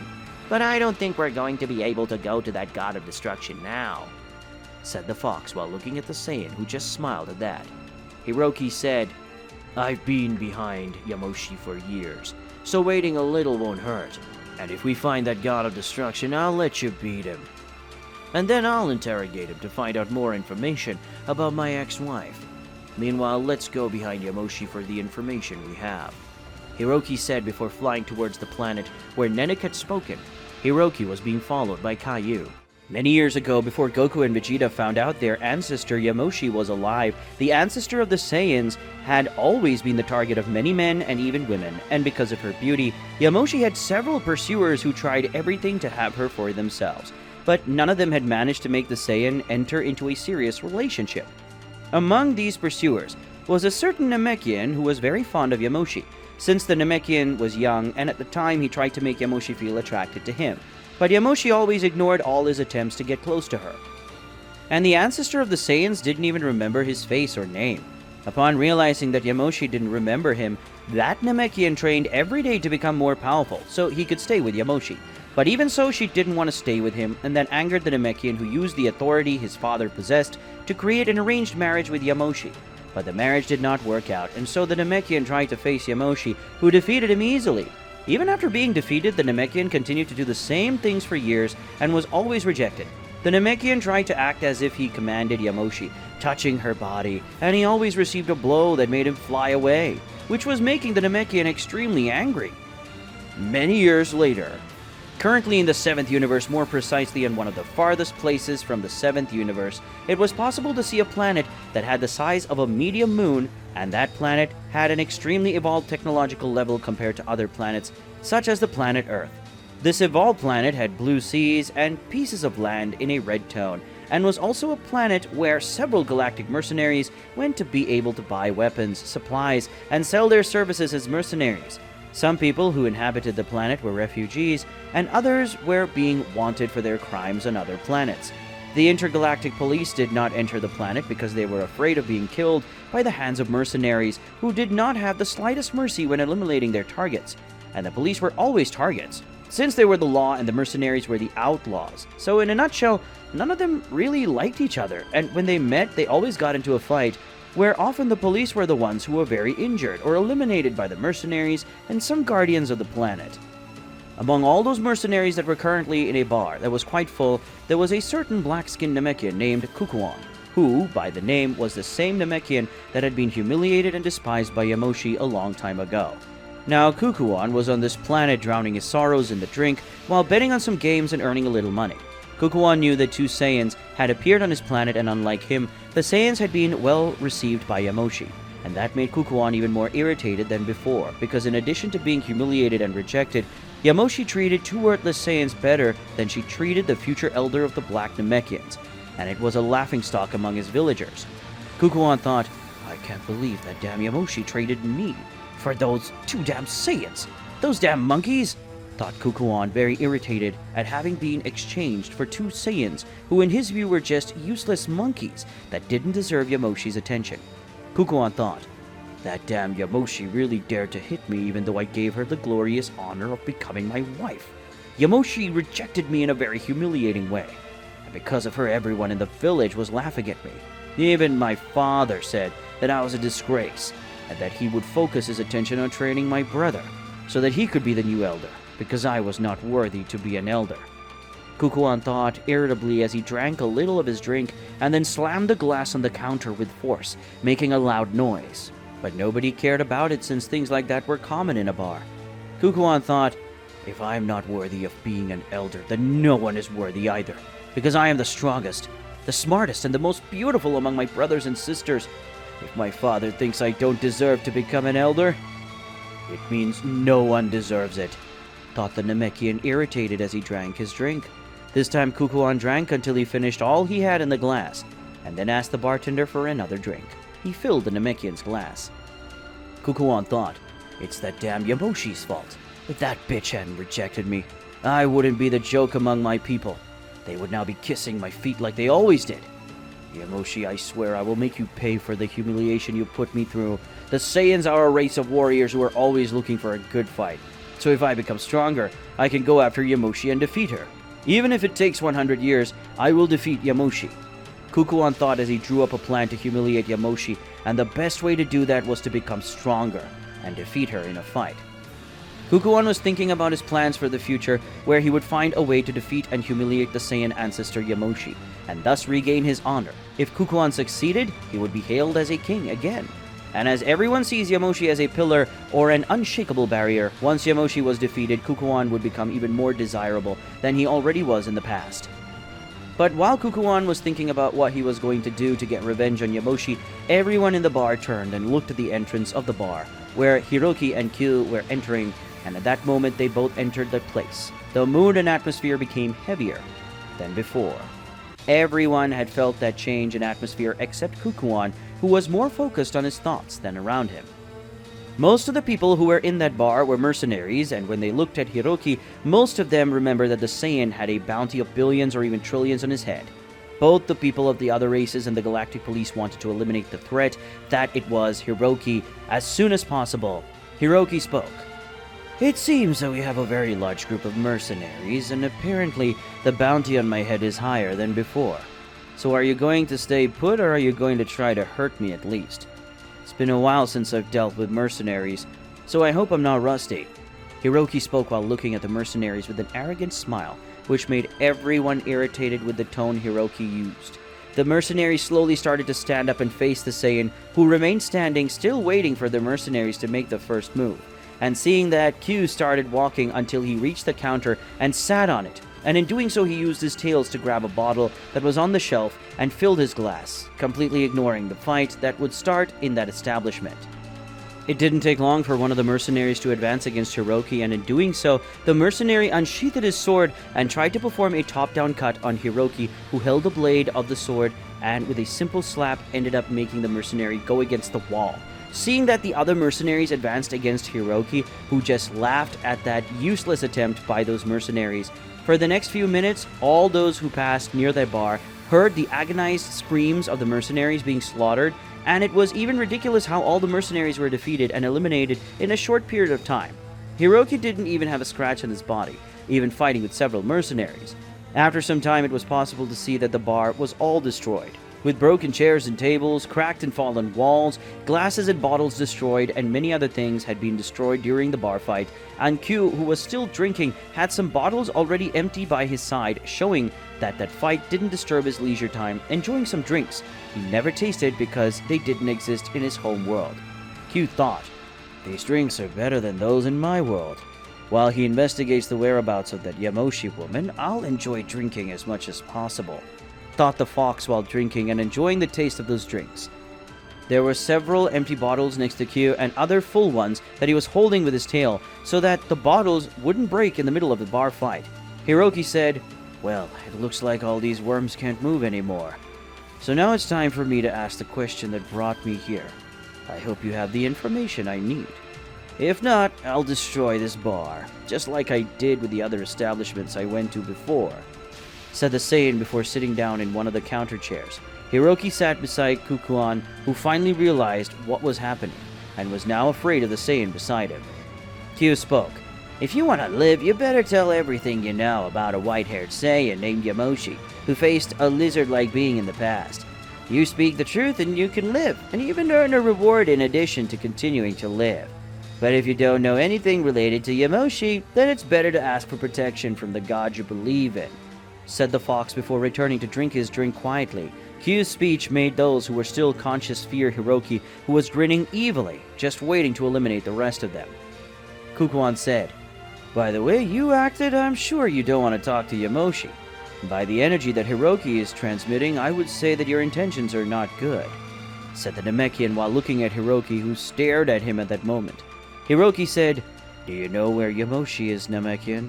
asked the Saiyan with absolute certainty that the one in front of him had information about his ex-wife. Kukulkan thought, "I myself wanted to defeat and humiliate Yamoshi, but I think these two should already be able to do that. So why not let them do the dirty work, and then when this Hiroki and Q guy are tired, I'll eliminate them both and become the village hero.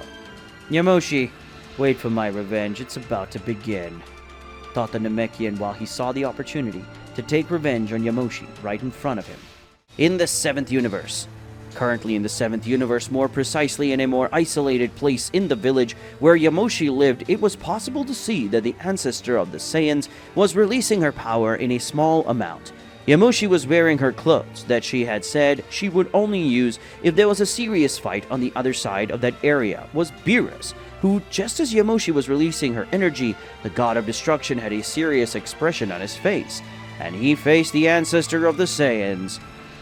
Vegeta thought, "Why are these two so serious? Mr. Beerus is different, with a strange look." Mr. Beerus' look reminded me of the time when he arrived on planet Earth for the first time, in search of finding or discovering some information about the Super Saiyan God.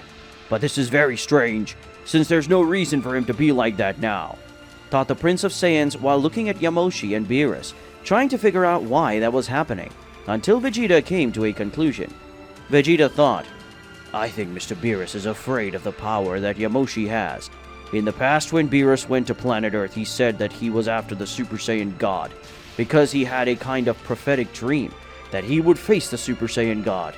But at that time, nobody knew that Yamoshi was alive. Mr. Beerus had to face Kakarot after transforming into Super Saiyan God. But now that Yamoshi is alive and Mr. Beerus knows where she is, he must be wanting to face her for fear of being killed in the future by Yamoshi. I just know that I can't interfere in this fight. If I do, I'll be killed, and possibly planet Earth could be destroyed by Mr. Beerus because of me, and I don't want that to happen," thought the Prince of Saiyans without understanding why exactly Beerus wanted to face Yamoshi, but he knew that it was because of the prophetic dream that Beerus claimed to have made before meeting and facing Goku in the past. Goku thought, "I don't know exactly what's going on here, but apparently there's going to be a fight between Yamoshi and Mr. Beerus. Will this fight be the same as my fight with Mr. Beerus? I don't know, but I would really like to be able to fight Mr. Beerus again, and I would also be able to face Yamoshi, since I haven't faced her yet," thought the Saiyan excitedly while looking at Beerus and Yamoshi, waiting to see what would happen, even though he knew what could happen at that moment. Yamoshi spoke.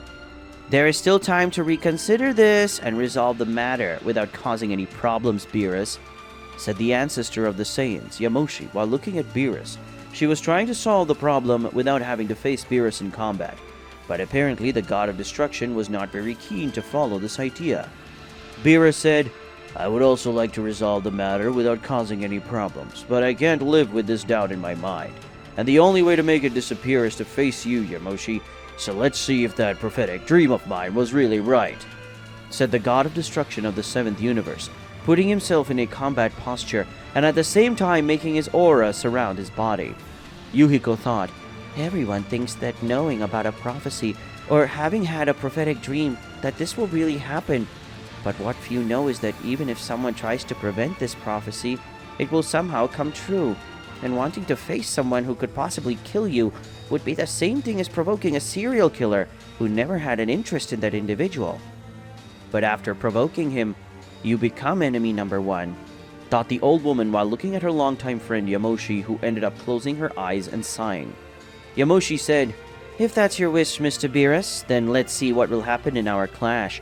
But I say that if you want to end this fight, just say so, because I don't want to fight.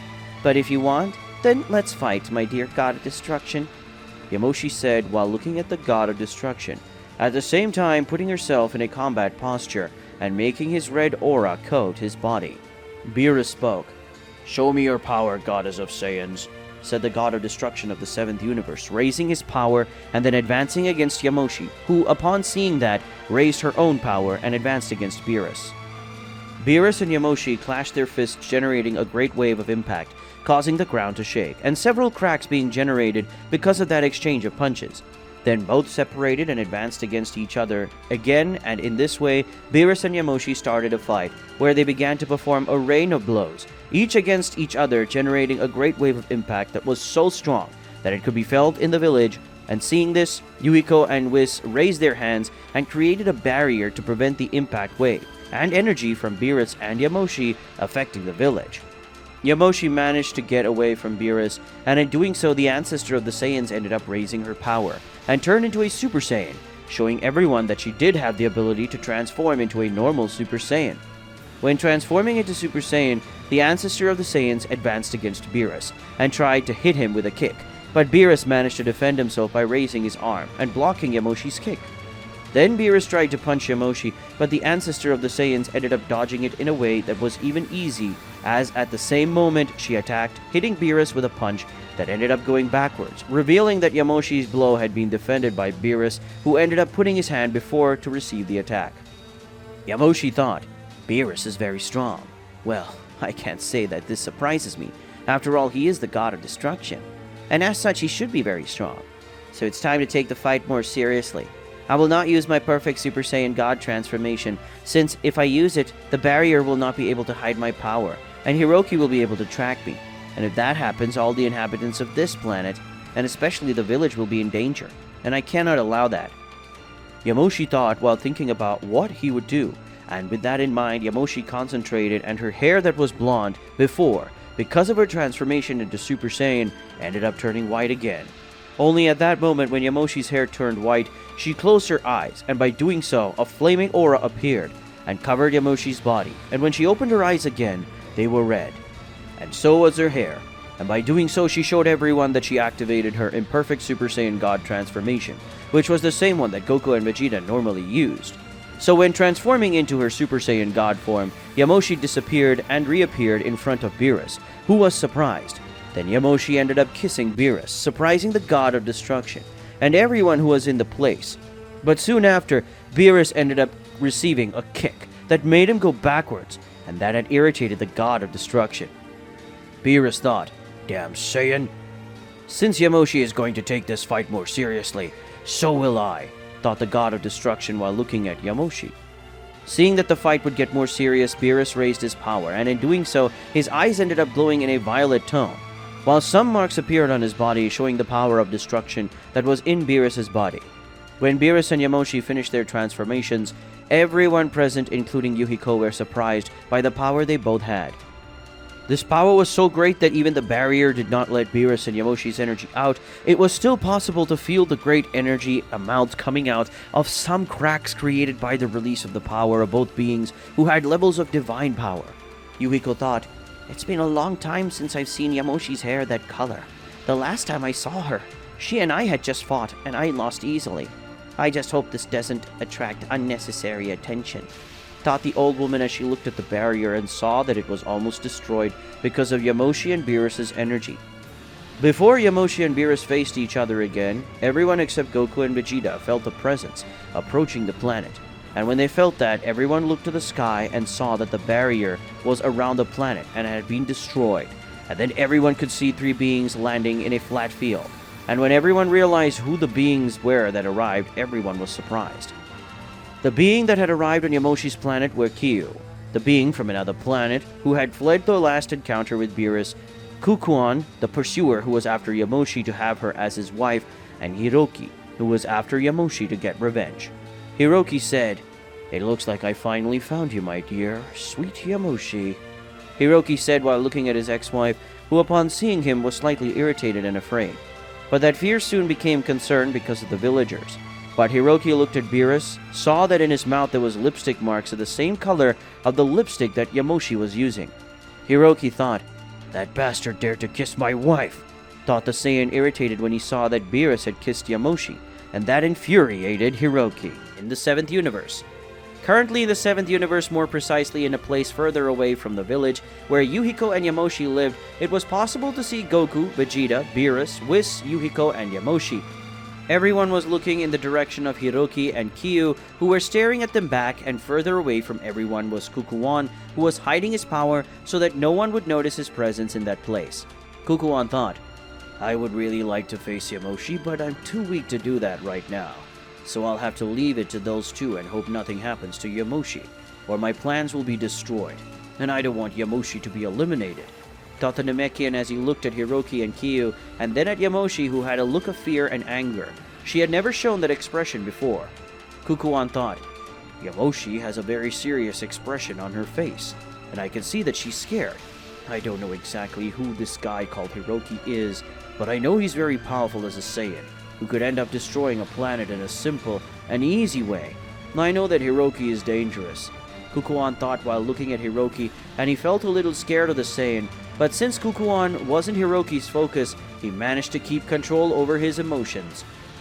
Vegeta thought, "This costume that this guy is wearing reminds me of the ancient combat costume that the high-class Saiyans used.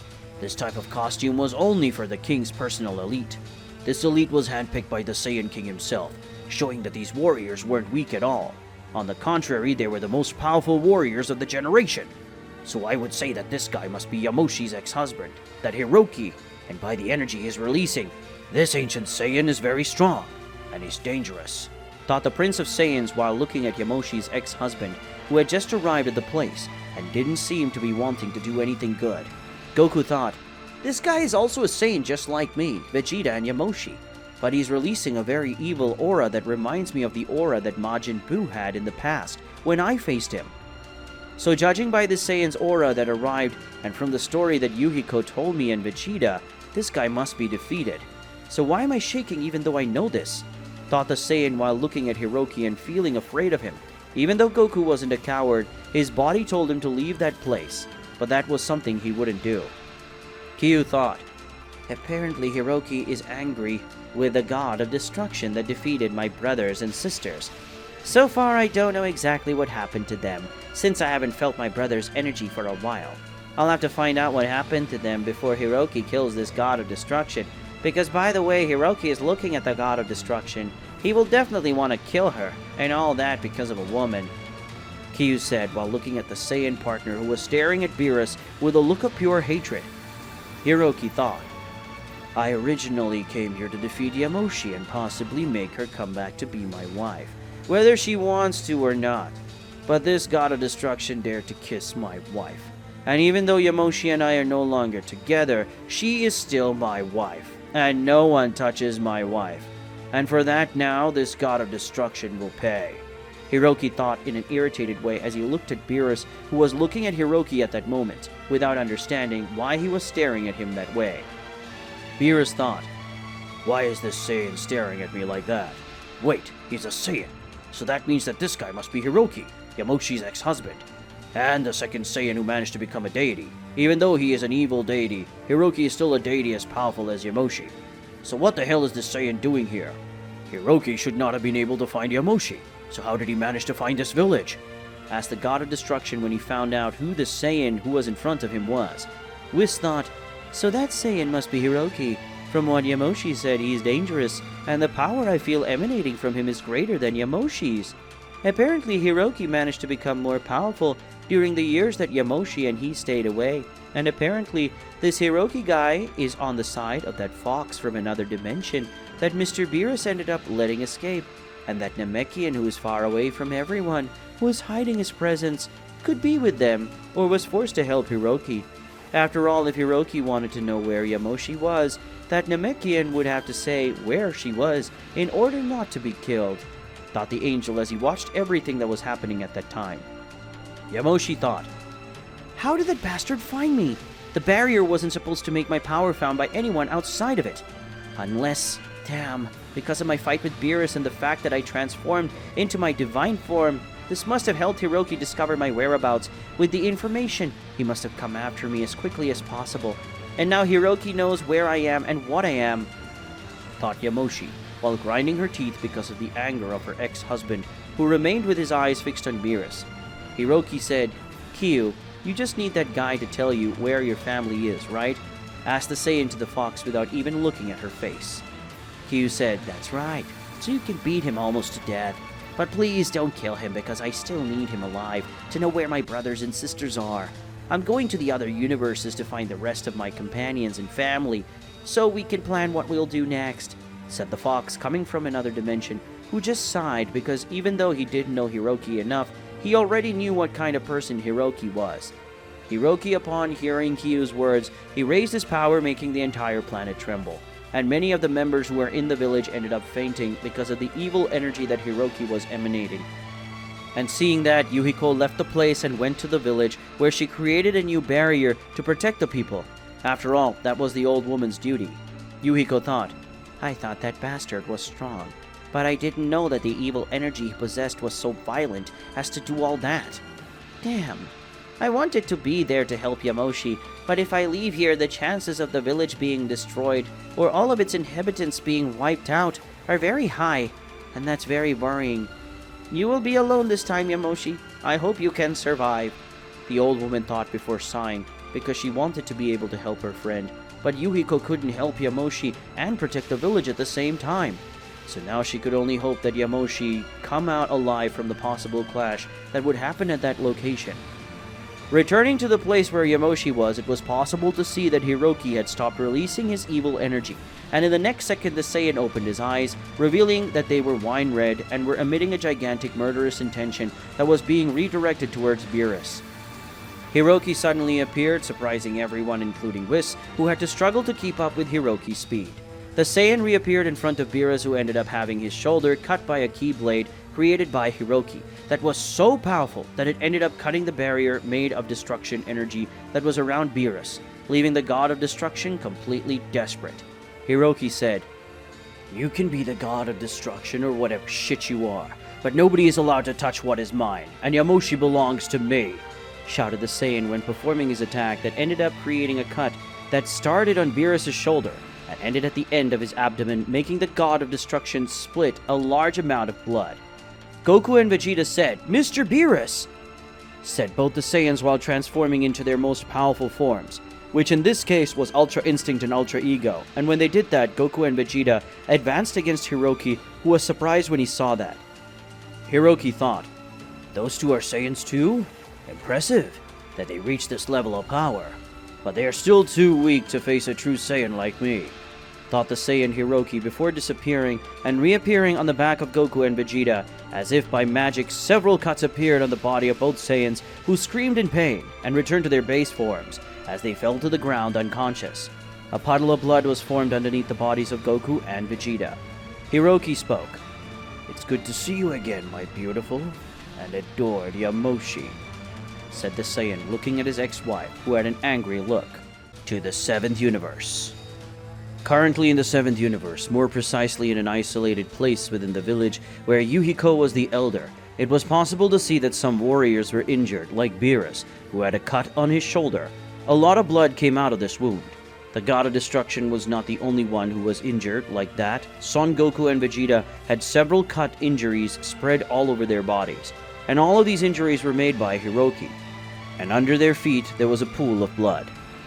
Yamoshi, seeing all of that, was very irritated with Hiroki because he still had something that Yamoshi always hated, which was the fact that he was very possessive with the things that Hiroki thought belonged to him.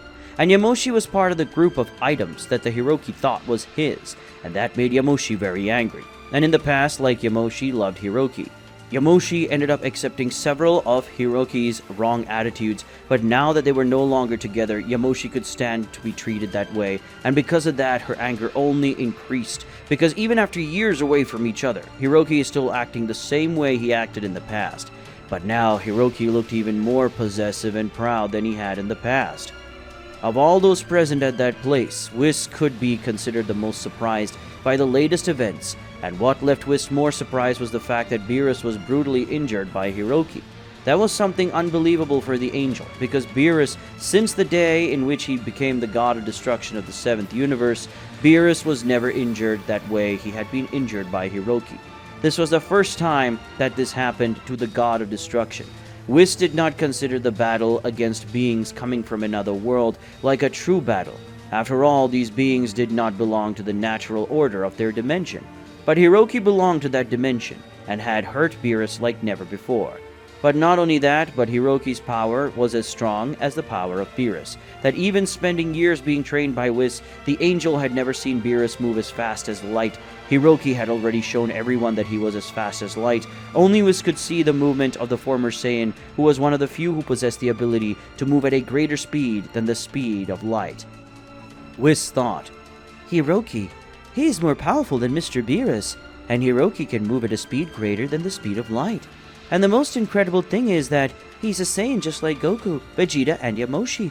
So Hiroki must be able to transform into a true Super Saiyan, thought the angel while analyzing everything that had happened at that moment, and mainly the level of threat that was ahead of him.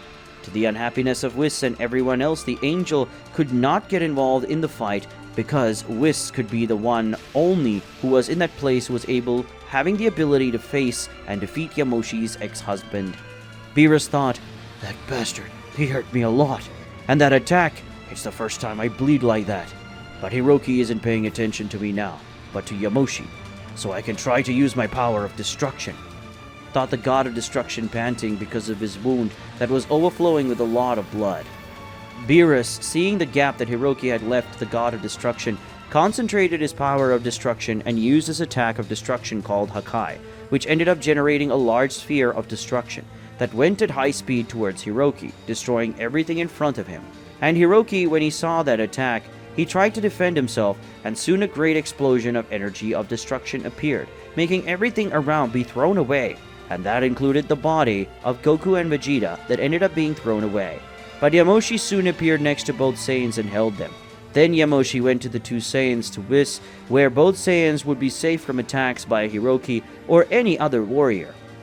Thanks to Beerus' attack, a huge smoke screen was created, but in a few seconds all the dust subsided, making everyone surprised to see that Hiroki's body had an aura of blue flame around it. These were the same flames that had surrounded the Kyu's body to defend him from Beerus' attack, who, upon seeing that, immediately understood what it meant.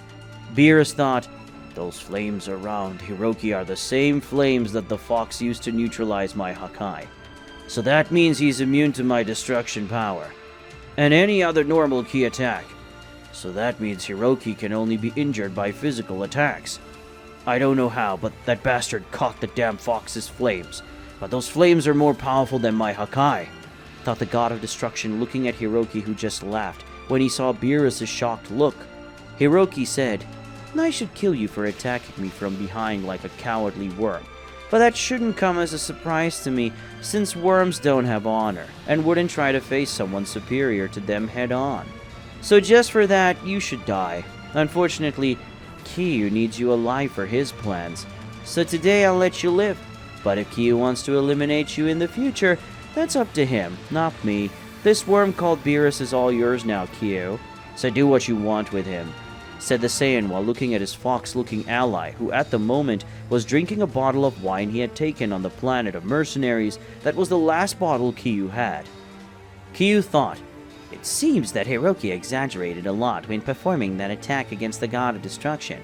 And if he had put a little more energy into the sword, Hiroki could have cut the body of the god of destruction in half. And that would be bad for me. So it's time for me to get the information I need about my brothers and sisters, and how I can travel between universes to reunite the rest of my family and friends. And I hope none of them try to do anything rash," thought the fox as he squeezed the bottle of wine that he was drinking as he finished drinking the liquid inside. Kyu squeezed the bottle hard enough to break the bottle easily, and then he started walking towards Beerus. Beerus, seeing Kyu approach him, the god of destruction started to fire several ki blasts mixed with the power of destruction, which were at high speed against Kyu. But all of Beerus' ki attacks upon contacting Kyu's body, they ended up becoming fragments of flames, and these attacks didn't affect the fox, that when seeing Beerus' failed attempts, Kyu ended up smiling with that. Kyu suddenly flexed his knees and then disappeared, only to reappear in front of Beerus, landing a punch to his abdomen, followed by a spinning kick to Beerus' face, causing the god of destruction to crash into a small mountain, and before Beerus could react, he felt his shoulder that was being injured by Hiroki. Now was being pierced by Kyu's claws that forced him to stay against the wall of the mountain they were on. Kyu spoke. "I'll get straight to the point, so answer me as soon as possible. The beings that came from my dimension, where are they?"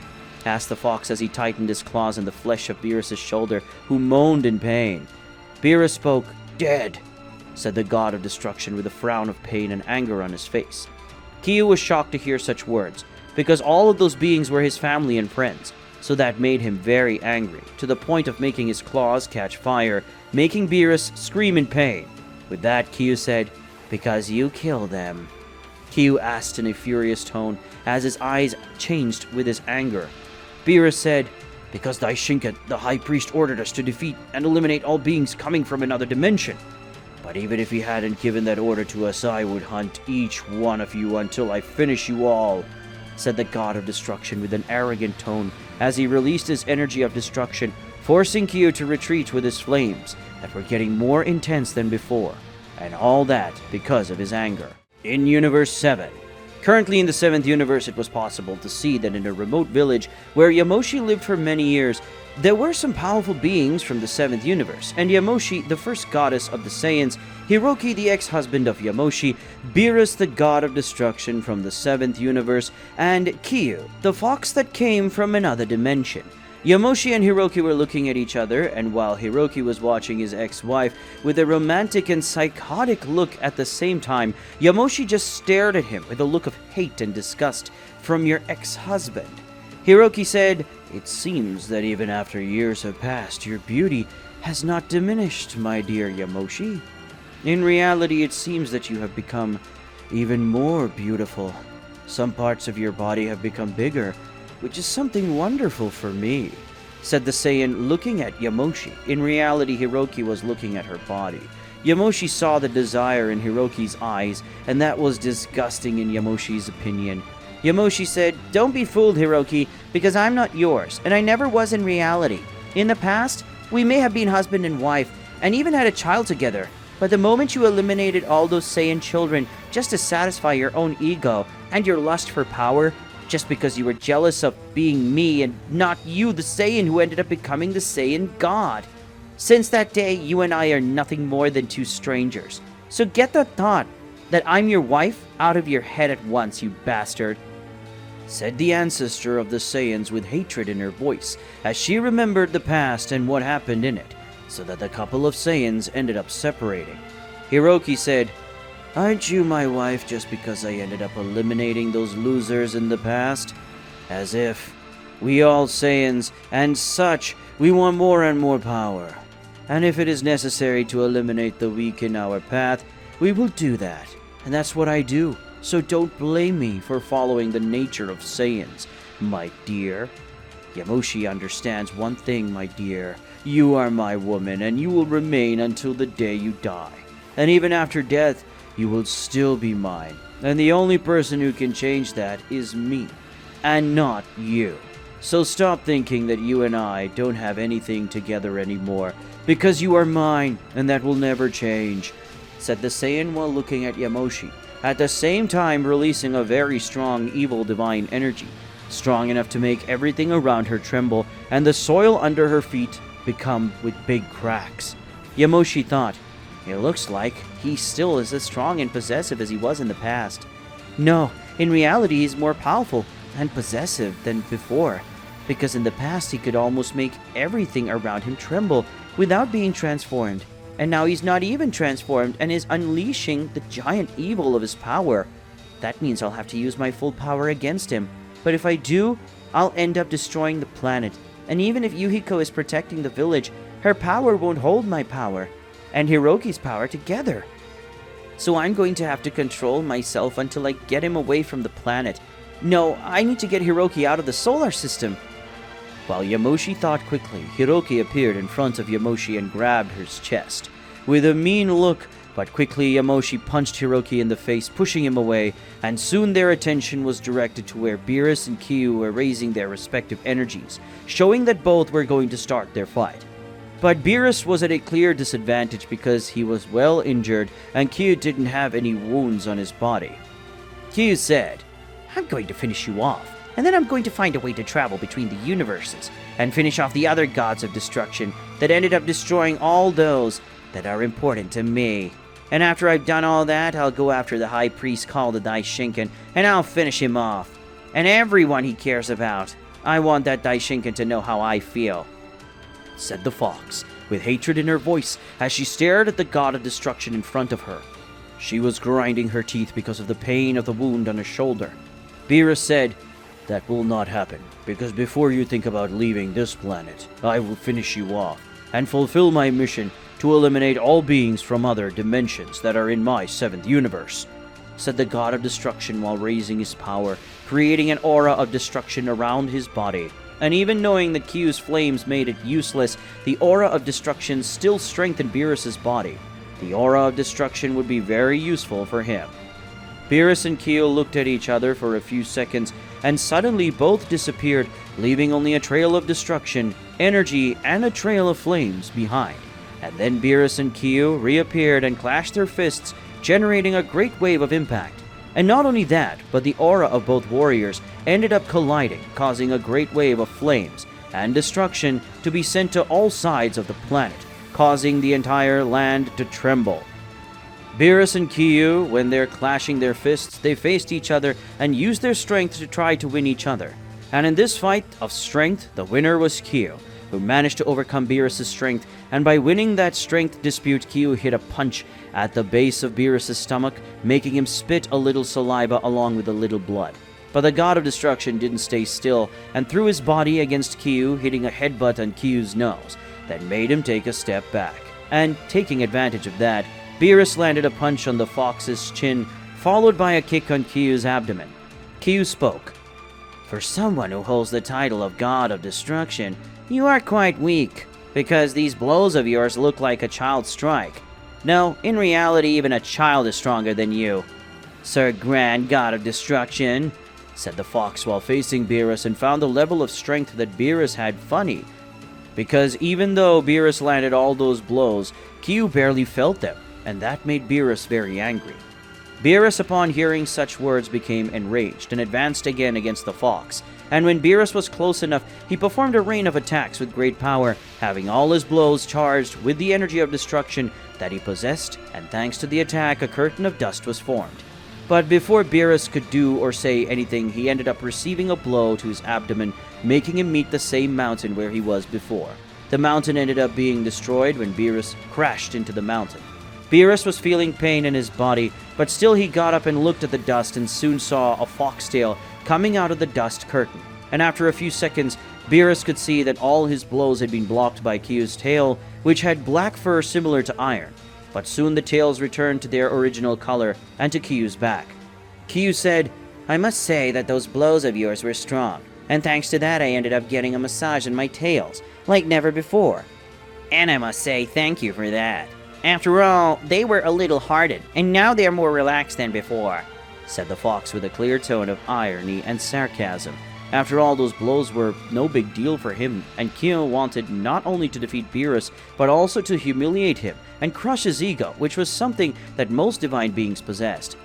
Kyo said, Well, now I think it's my turn to show you the power of my, big difference between the two of us. Kyo spoke before his eyes glowed in an orange tone, as if it were the flames coming from a flaming star, like the sun of the solar system of planet Earth. Kyo raised only one of his legs and suddenly appeared in front of Beerus, and using his claws, Kyo ended up making a cut from the bottom up, creating a large wound in Beerus' abdomen, who screamed in pain, before looking with hatred at the fox, who just smiled, while looking at Beerus, who fell to the ground. With that, we end today's video. If you want to see the continuation of this incredible story, leave a lot of likes in the video and comment, and don't forget to subscribe to the channel. See you another day, guys!